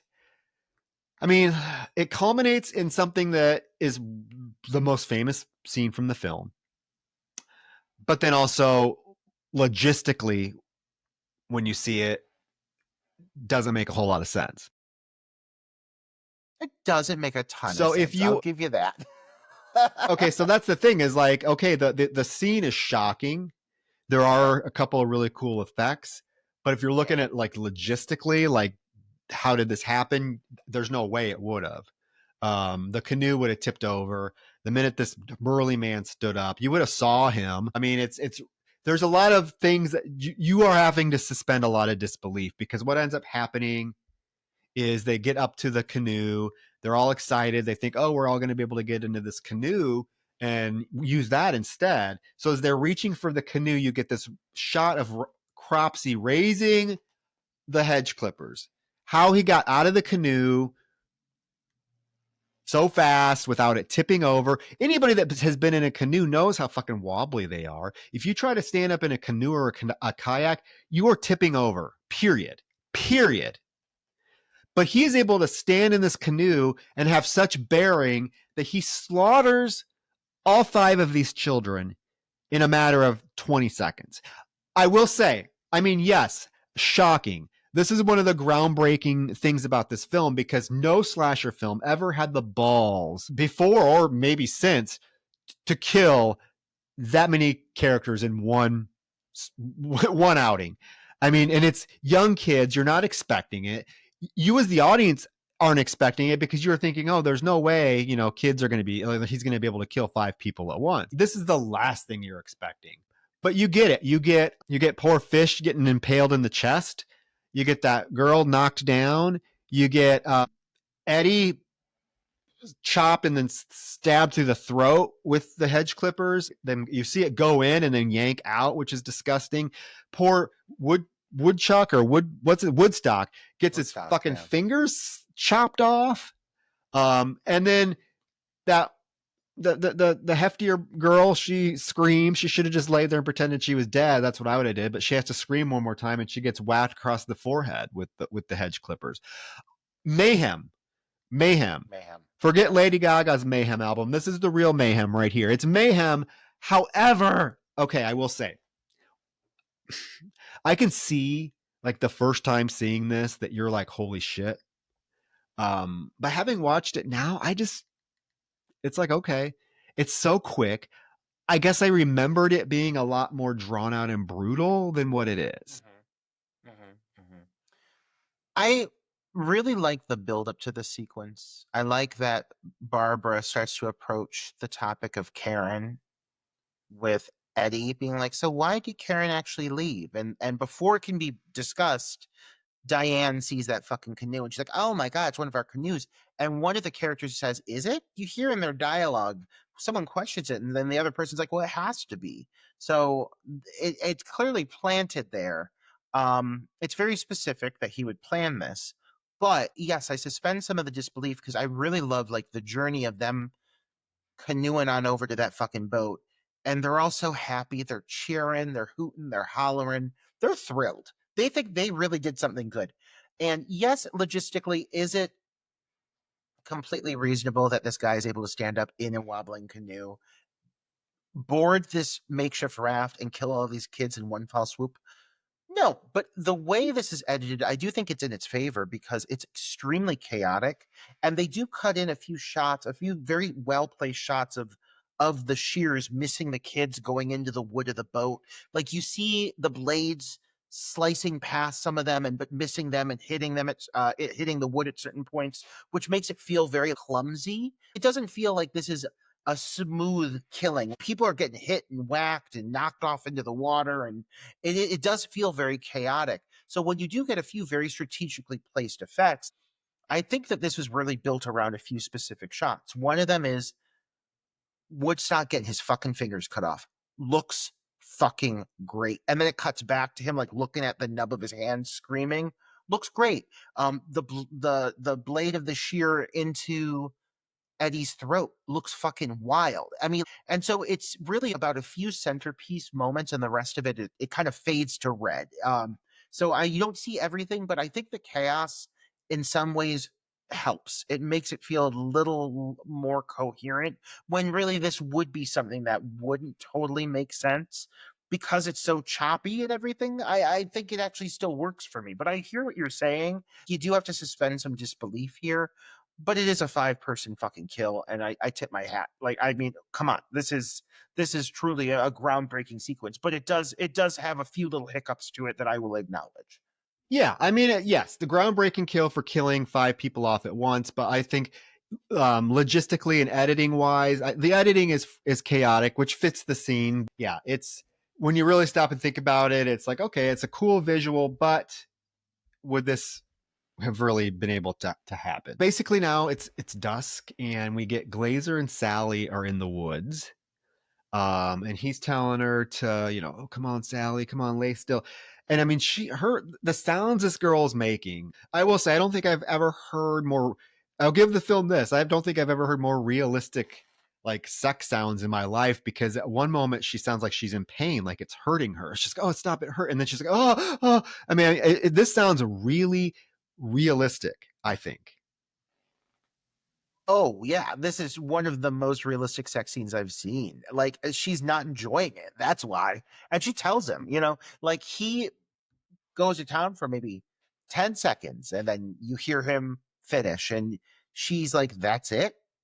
And he's embarrassed, and she's like, "Oh, that's it. Oh, wow." And I do like this awkward moment between the two of them where he's been talking this big game. And I do think this is one area where, for as macho as this film is, there's a few moments here in the movie where certain characters are humbled a bit. I do still feel sometimes the females have the upper hand with the guys. And this whole moment here with Glazer, where he like completely does not live up to what he's been saying, I appreciate that. And then there's this weird moment here where they actually have like kind of this sensitive interaction where she's like, "It's okay, I'll still stay here with you." And he's like, "You mean that? You really fucking mean that?" And I kind of like it. I don't know why. Like, I don't know why we're giving Glazer this beat now, where he's actually getting some humanity after being just a douchebag the whole movie. It's such a strange shift, but it feels very genuine. What do you think about this I mean, decision? that's the moment I mentioned earlier that Glazer gets some moments of some tender moments with Sally, and this is it. I think he genuinely he genuinely cares for this girl. I do think that. Um, is he a little chauvinistic and aggressive and whatnot towards her? Yeah, but I do think he genuinely cares for her. She's been the only one that he's been pursuing this entire camp experience. And he's telling her he's sorry. It'll be better. I understand if you want to go back to camp. I do like that they give him this tender moment, especially right before what happens, because he does go back to camp. He's going to go back to get some matches so they can build a fire because he knows she's cold. So he leaves her there. He goes back to camp. And while she's laying there in the sleeping bag, Cropsey comes up and stands above her with those fucking shears. And we know what's coming. We don't see it. This is not a death that's shown, but we infer that he plunged those shears into her chest. She's trying to hold off the best she can, screaming, "No, please, no!" And then it cuts. And we see that Glazer is getting the matches as Alfred watches him do it, pretends to be asleep because Glazer glances over and he hurries up and closes his eyes. So when Glazer gets up to go back to camp, Alfred immediately gets up and follows him, knowing what's going on. Like, he knows that he's with Sally and they're fucking. So what does he do? He goes and joins. So fucking weird. It's such a weird call that they have him just follow him back like this. But, like, okay. I mean, if anything, he's consistent. This character, Alfred, has been consistently a creeper from day one, and that's all it is. So at least it's staying true to form. But this whole way that they handle this beat here with Sally is a strange call, Troy. I mean, like, it's a really good build up to this whole moment of her sitting here in the fucking sleeping bag waiting for Glazer. It could have been a really fucking like long drawn out sequence. I'm sure they could have done something wild, but you've got this whole great bit of him stepping over her, of Cropsey showing up, stepping over her with the shears open. She starts screaming, she grabs them, and then you don't see what comes from it. And I'm like, okay, well, at least if you're going to do that, you've got to have this really amazing reveal of what happened to this girl. She's a prominent character. You're going to have to see something more. And the way this is revealed, you see her laying dead, but we don't know what happens to her. We don't know how she was killed at all. You don't see any wound, any blood, anything, do you? No, I'm assuming she was stabbed in the chest. We don't see nothing. Yeah, you would think that if he stabbed her in the chest, there'd be blood. It was soaked through because it's a white sheet that she's cuddled under, but we don't see a drop of blood. And again, I talk about just like weird editing with these deaths because like how Cropsey impales Glazer initially is really odd because Glazer bends down to he's gonna pull the sheet off of Sally, so he's literally bent down over her, like looking at her, and all of a sudden you see the head shears come out of no, and they come up through his neck and come out of his back, which looks cool. It's just really weird, like really weird logistically. But then Cropsey does lift him up and carry him several feet and slams him against the tree as the hedge clippers are through his neck. And you do see it's really cool because you can see the points of the hedge clippers out the back of his neck are embedded in the tree. I think it's a really important detail, and it just shows how fucking gnarly this death is, and blood is just gushing everywhere. And then you get that moment where he just yanks the clippers out of Glazer's neck, and you just see them come out, and Glazer like collapse. It's it's a the death from the point he starts pushing him against the tree to pulling the hedge clippers out is really fucking good. It's just that initial stab is really awkward. Yeah, I have that same note, Troy. I will say, like, um, I mean, I do first want to acknowledge we do see Glazer's ass, Oh and I'll take it. yeah. I mean, it's a nice plump ass on a hot body with a rough face. So put a paper that's how I like put a him. paper bag over him. You'll be Yeah, fine. yeah, brown bag it to There you go. go. But but I mean, but then coming up on this kill, you're absolutely right. I have a big frustration with the fact that we don't know what happened to her, and then this would be a prime time for a great reveal. And it's just a matter. It's a matter of throwing the blanket back, showing her corpse, having him stand up, and then the killer just fucking shoves the shears into his neck. You know. Instead, there's this weird thing where as he pulls the blanket back, the shears are there. I'm guessing Cropsey was hiding under the blanket. It's really unclear what happened. But basically, as soon as he pulls the blanket back, you see the shears and they stab in to the neck. From that moment on, though, this is probably my favorite kill in the movie because it's that POV shot. That POV shot of Cropsey's perspective as Glazer is lifted up and carried to the tree. I mean, Glazer's face. This guy looks like he is fucking dying in real time. I mean, the pain and the stress in his face, and as you see the blade specifically in his neck, you can see the outline of the blade like going through the skin of his neck. It looks extremely realistic, and it just shows how strong this fucking guy is. But you just watch, I mean, a very painful, drawn out death where you see his mouth spewing blood. It is just wild. I really thought this kill was really impressive. And yeah, I mean, like one thing I like is like this movie doesn't have a shit ton of kills on camera, but they sprinkle them even they're like dispersed well enough that like I feel like there's multiple impressive sequences here to give you a pretty even experience throughout the film. The opening kill with the hooker is really strong. Now we've had a few here that are actually quite impressive, and we've got some really good effects coming up here in a little bit as we build into the finale as well. Yeah, so Glazer's dead. Now we have to mention that Alfred has seen this whole thing happen. Because remember, his perverted ass followed Glazer. So he's seen it. So he immediately runs back to camp. He wakes up Todd, who initially is like, leave me the fuck alone. What are you doing? Go back to bed. And Alfred's like, no, you have to get up. Please get up, get up. And of course, finally Todd gets up and is like, what the fuck? So Alfred leads him over, and sure enough, there he is. Glazer's dead. Todd sees it. He bends down, and all of a sudden, we see the hedge clippers and Cropsey step up next to him. And Alfred's like, Todd. Todd looks up and is whacked in the face with the hedge clippers. I feel the moment between Alfred and Todd when Alfred runs back to the camp and wakes Todd up is some of the best acting in the film. I think that this film handles quite well moments of like frantic chaos. People's responses, their reactions seem reasonable. When people are scared in this film, I buy their fear. And Alfred, for as unlikable as this character is, this whole moment where he's trying to tell Todd what happened, I mean, I fucking buy it. It's actually quite good. And so they go running back. They find the body. You have that really nasty reveal of Glazer getting rolled over with the wound in the side of his neck. That again looks really good. And then, yeah, and then Todd gets that swipe to the forehead, and Alfred is forced to take off running into the woods. And I've got a lot of gripes with the character, but they give this kid a hell of a chase scene. I mean, him running through these woods, that shot of the camera moving alongside the woods, like tracking alongside him, it's quite an impressive sequence. I just wish it was another character.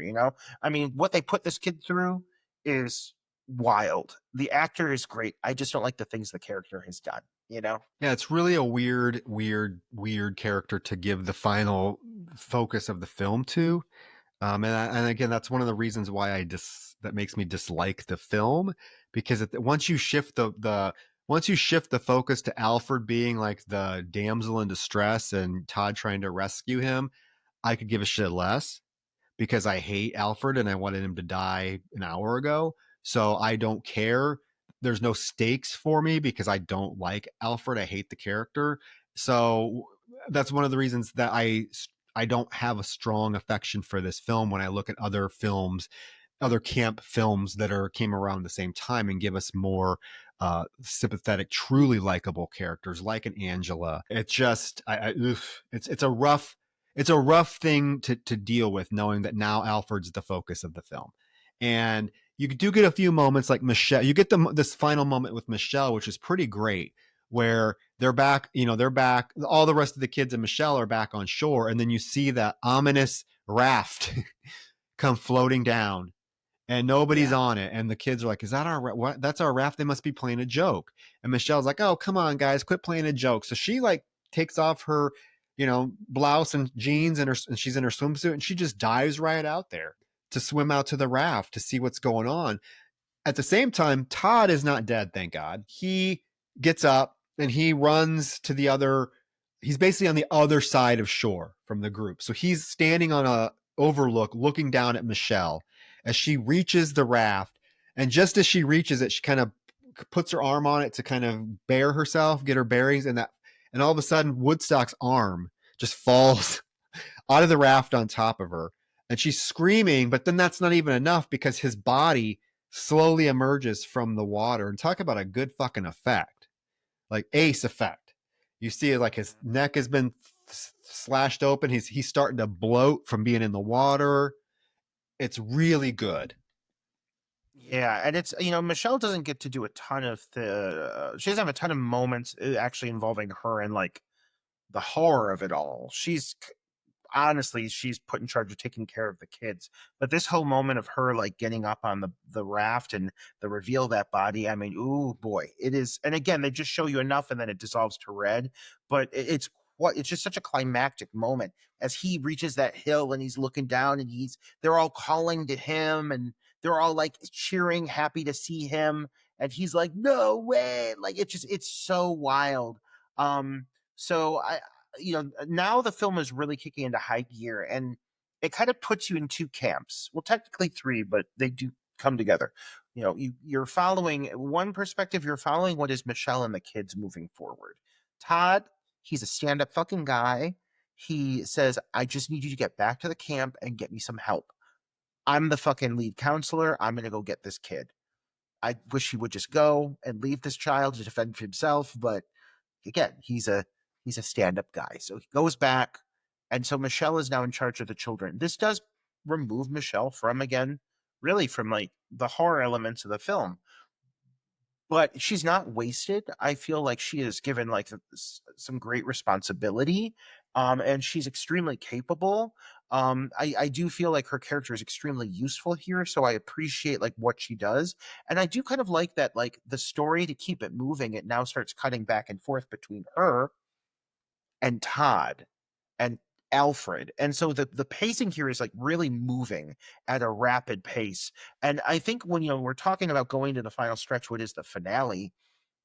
This is a pretty fast paced, intense finale. There's a lot happening, and there's some high stakes. There's some high fucking stakes at play.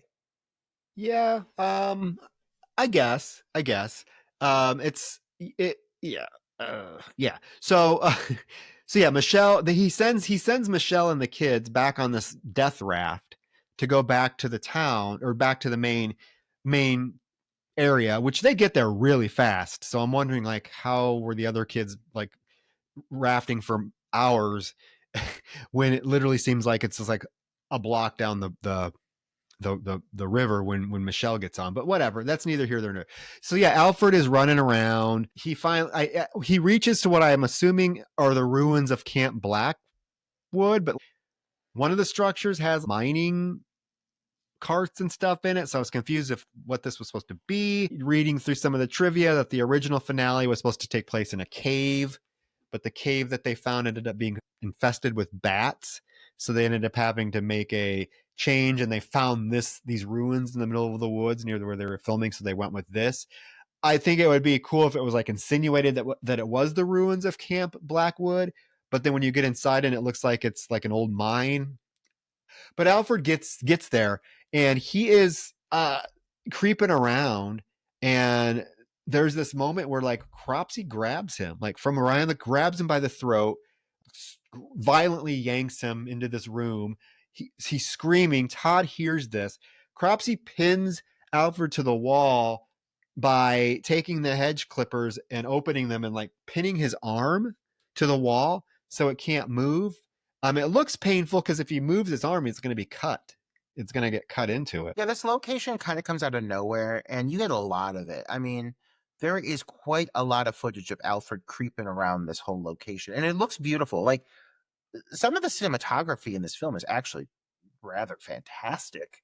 And they really use every inch of this location. I do think it's like what, yeah, like a mine system, because you start to see the mine carts a little bit later, and it makes for a really cool visual. And it's very different from what we've seen so far. It feels a little dislocated because it's never been mentioned, but I can roll with it. I can roll with it because it looks really good. And so there's this whole, this really long stalking sequence of Alfred creeping around. Then he gets grabbed. It looks very physical. The inside of this building is quite dramatic looking as well. You've got all these like cracks of light coming through, and it looks really good on camera. And so things are moving quick. Todd has been keeping up with them, I guess. He hears the screaming.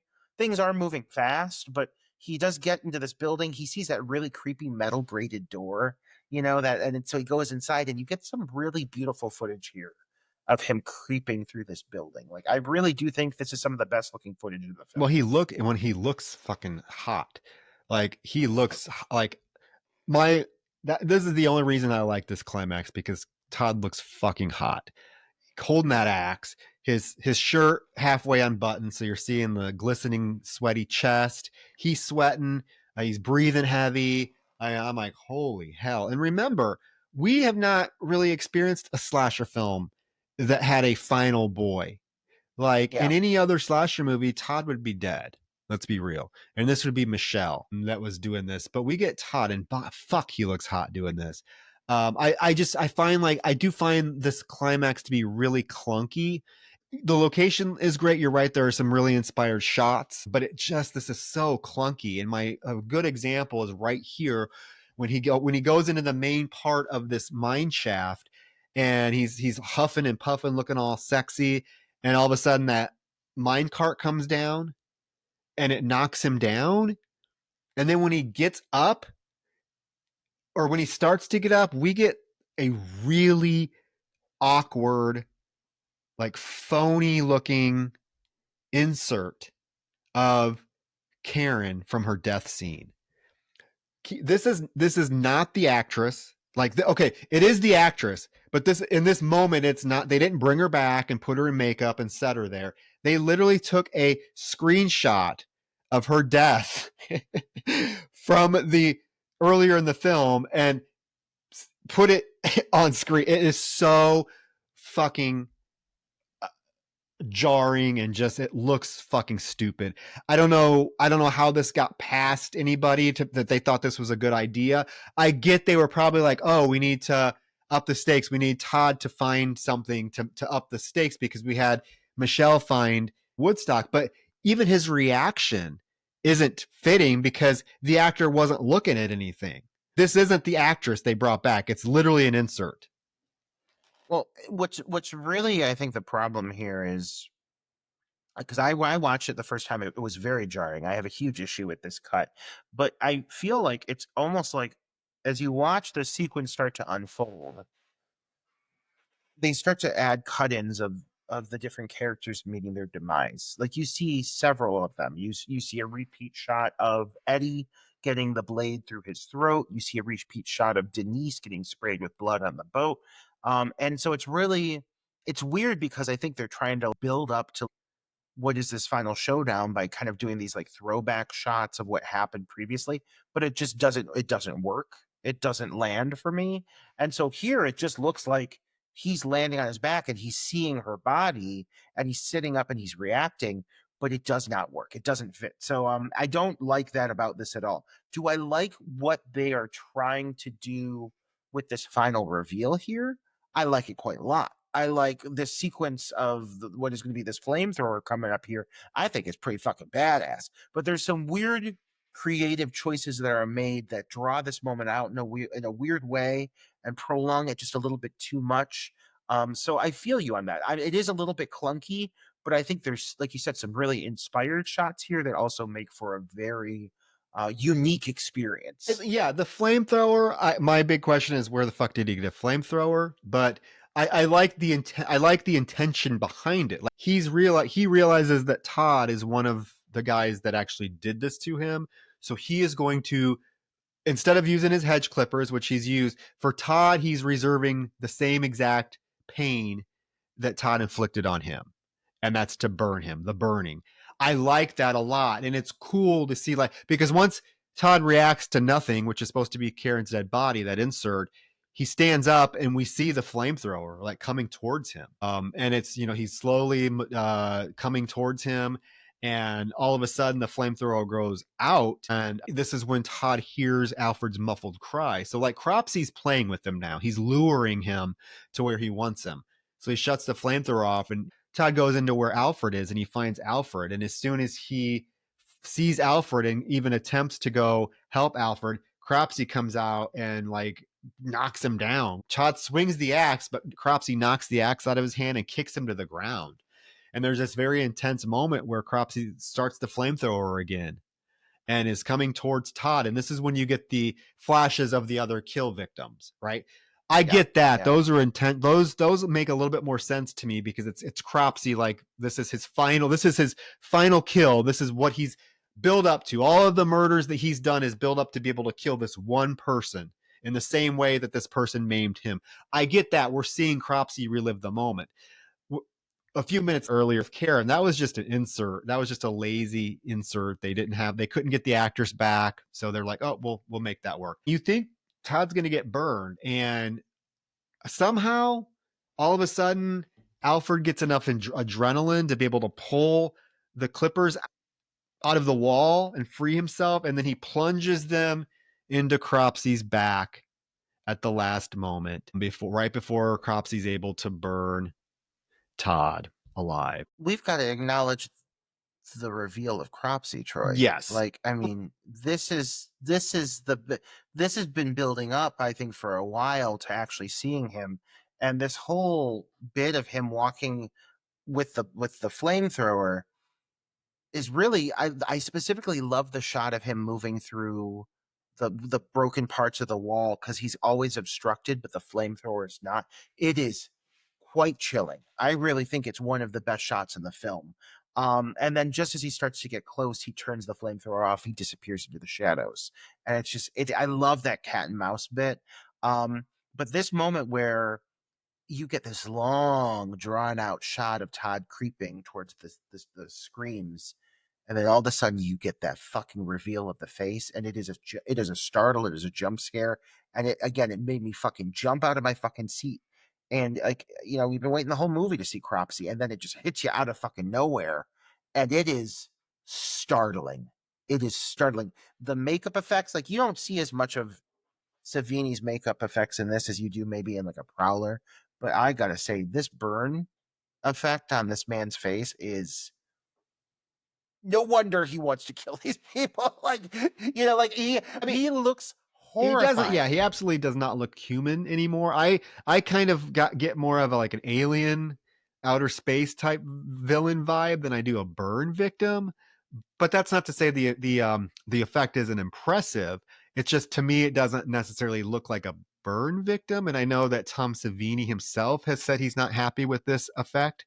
That they only gave him 3 days to come up with this effect for the burn for Cropsey, so he isn't even happy with it. You're right, it's startling. You see that disformed face come out of the darkness.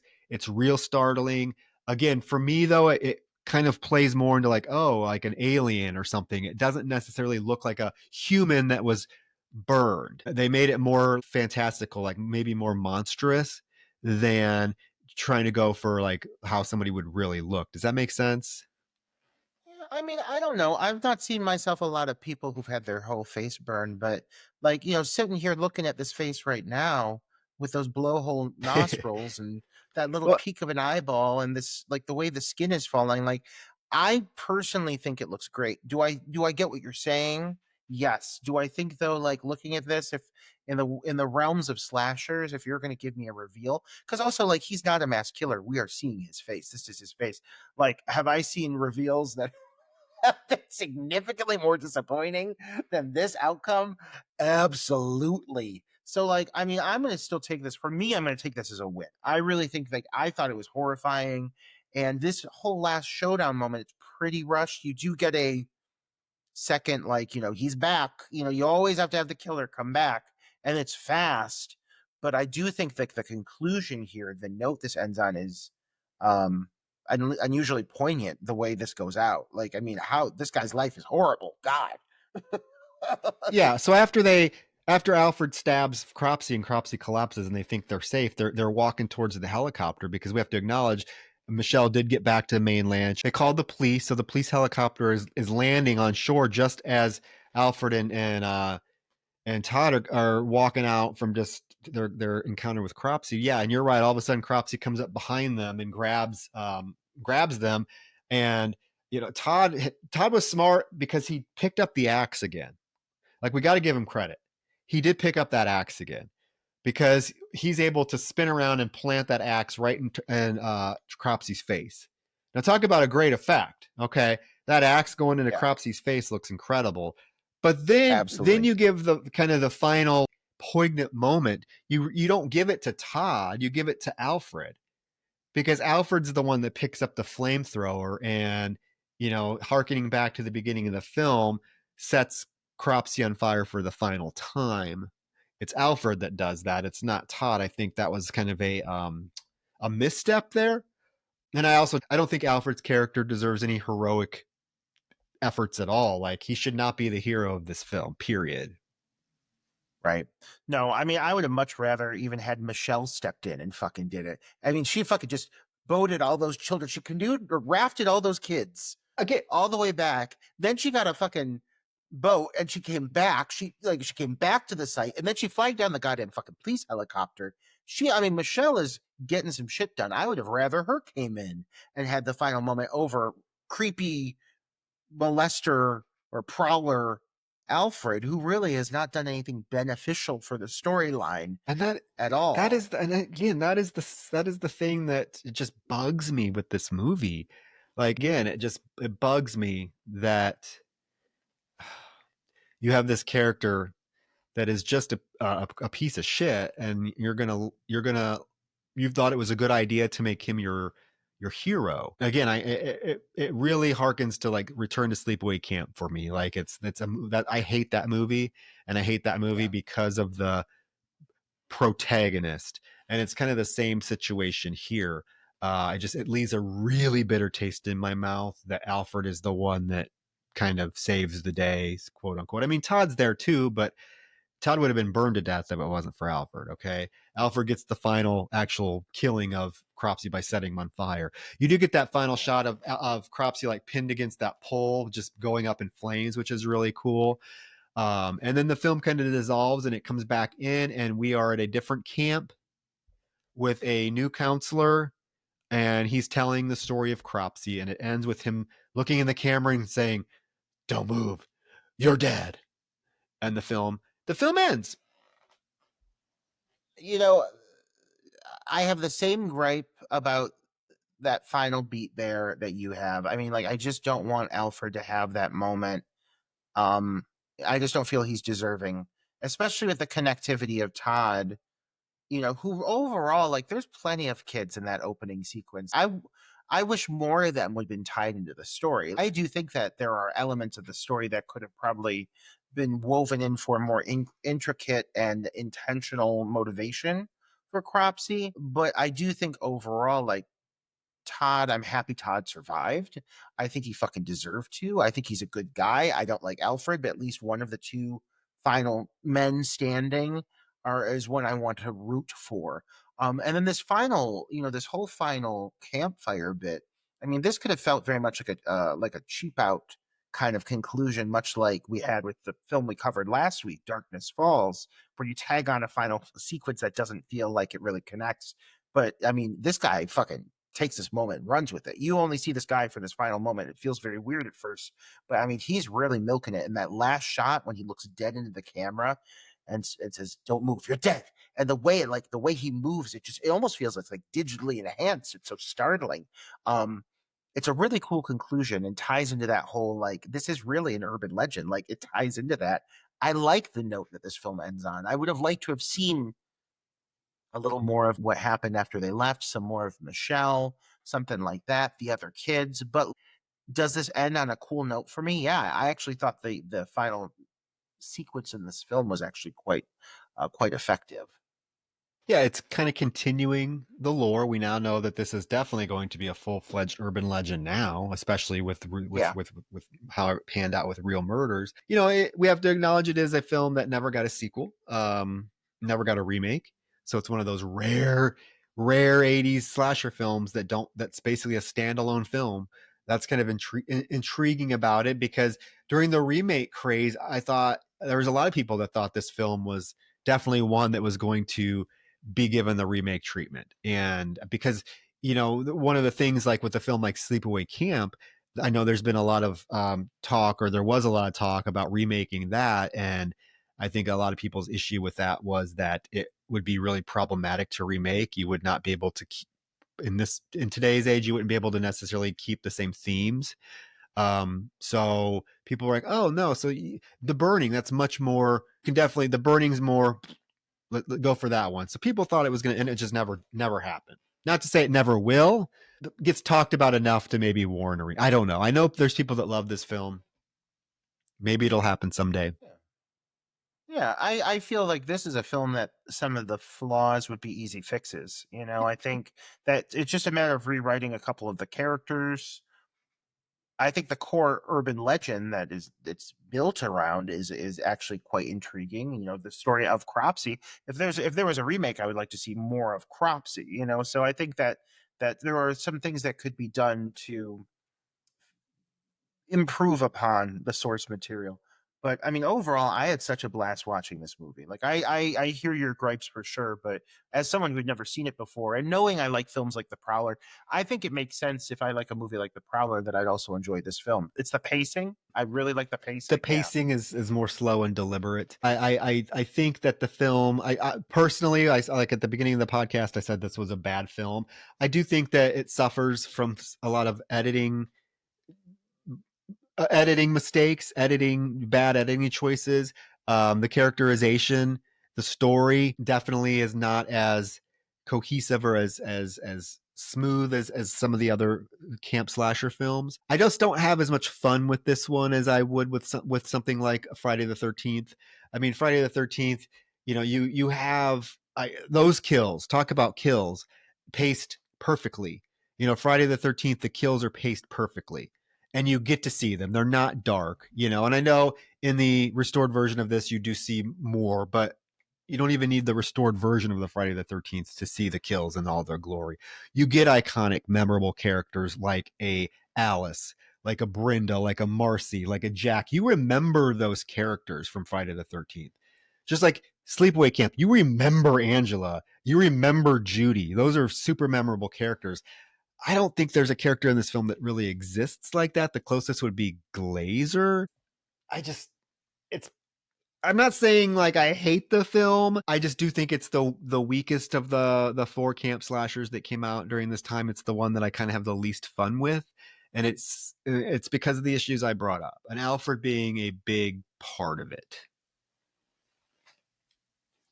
I understand. You know, thematically, the male characters here, especially, are consistently, aside from Todd. Todd is actually quite delightful, but the male characters here are rather flawed, yeah, as mentioned before. And so I do think that really does give this a bit of a sour taste, especially knowing that the Weinsteins were behind this. I mean, these are not characters that were, I think, being written to analyze and um, point out the flaws in males. I think these are guys writing from their viewpoints, which makes this feel like a lot sleazier and make these characters maybe feel a bit more rooted in unpleasant realities that we don't necessarily want to face.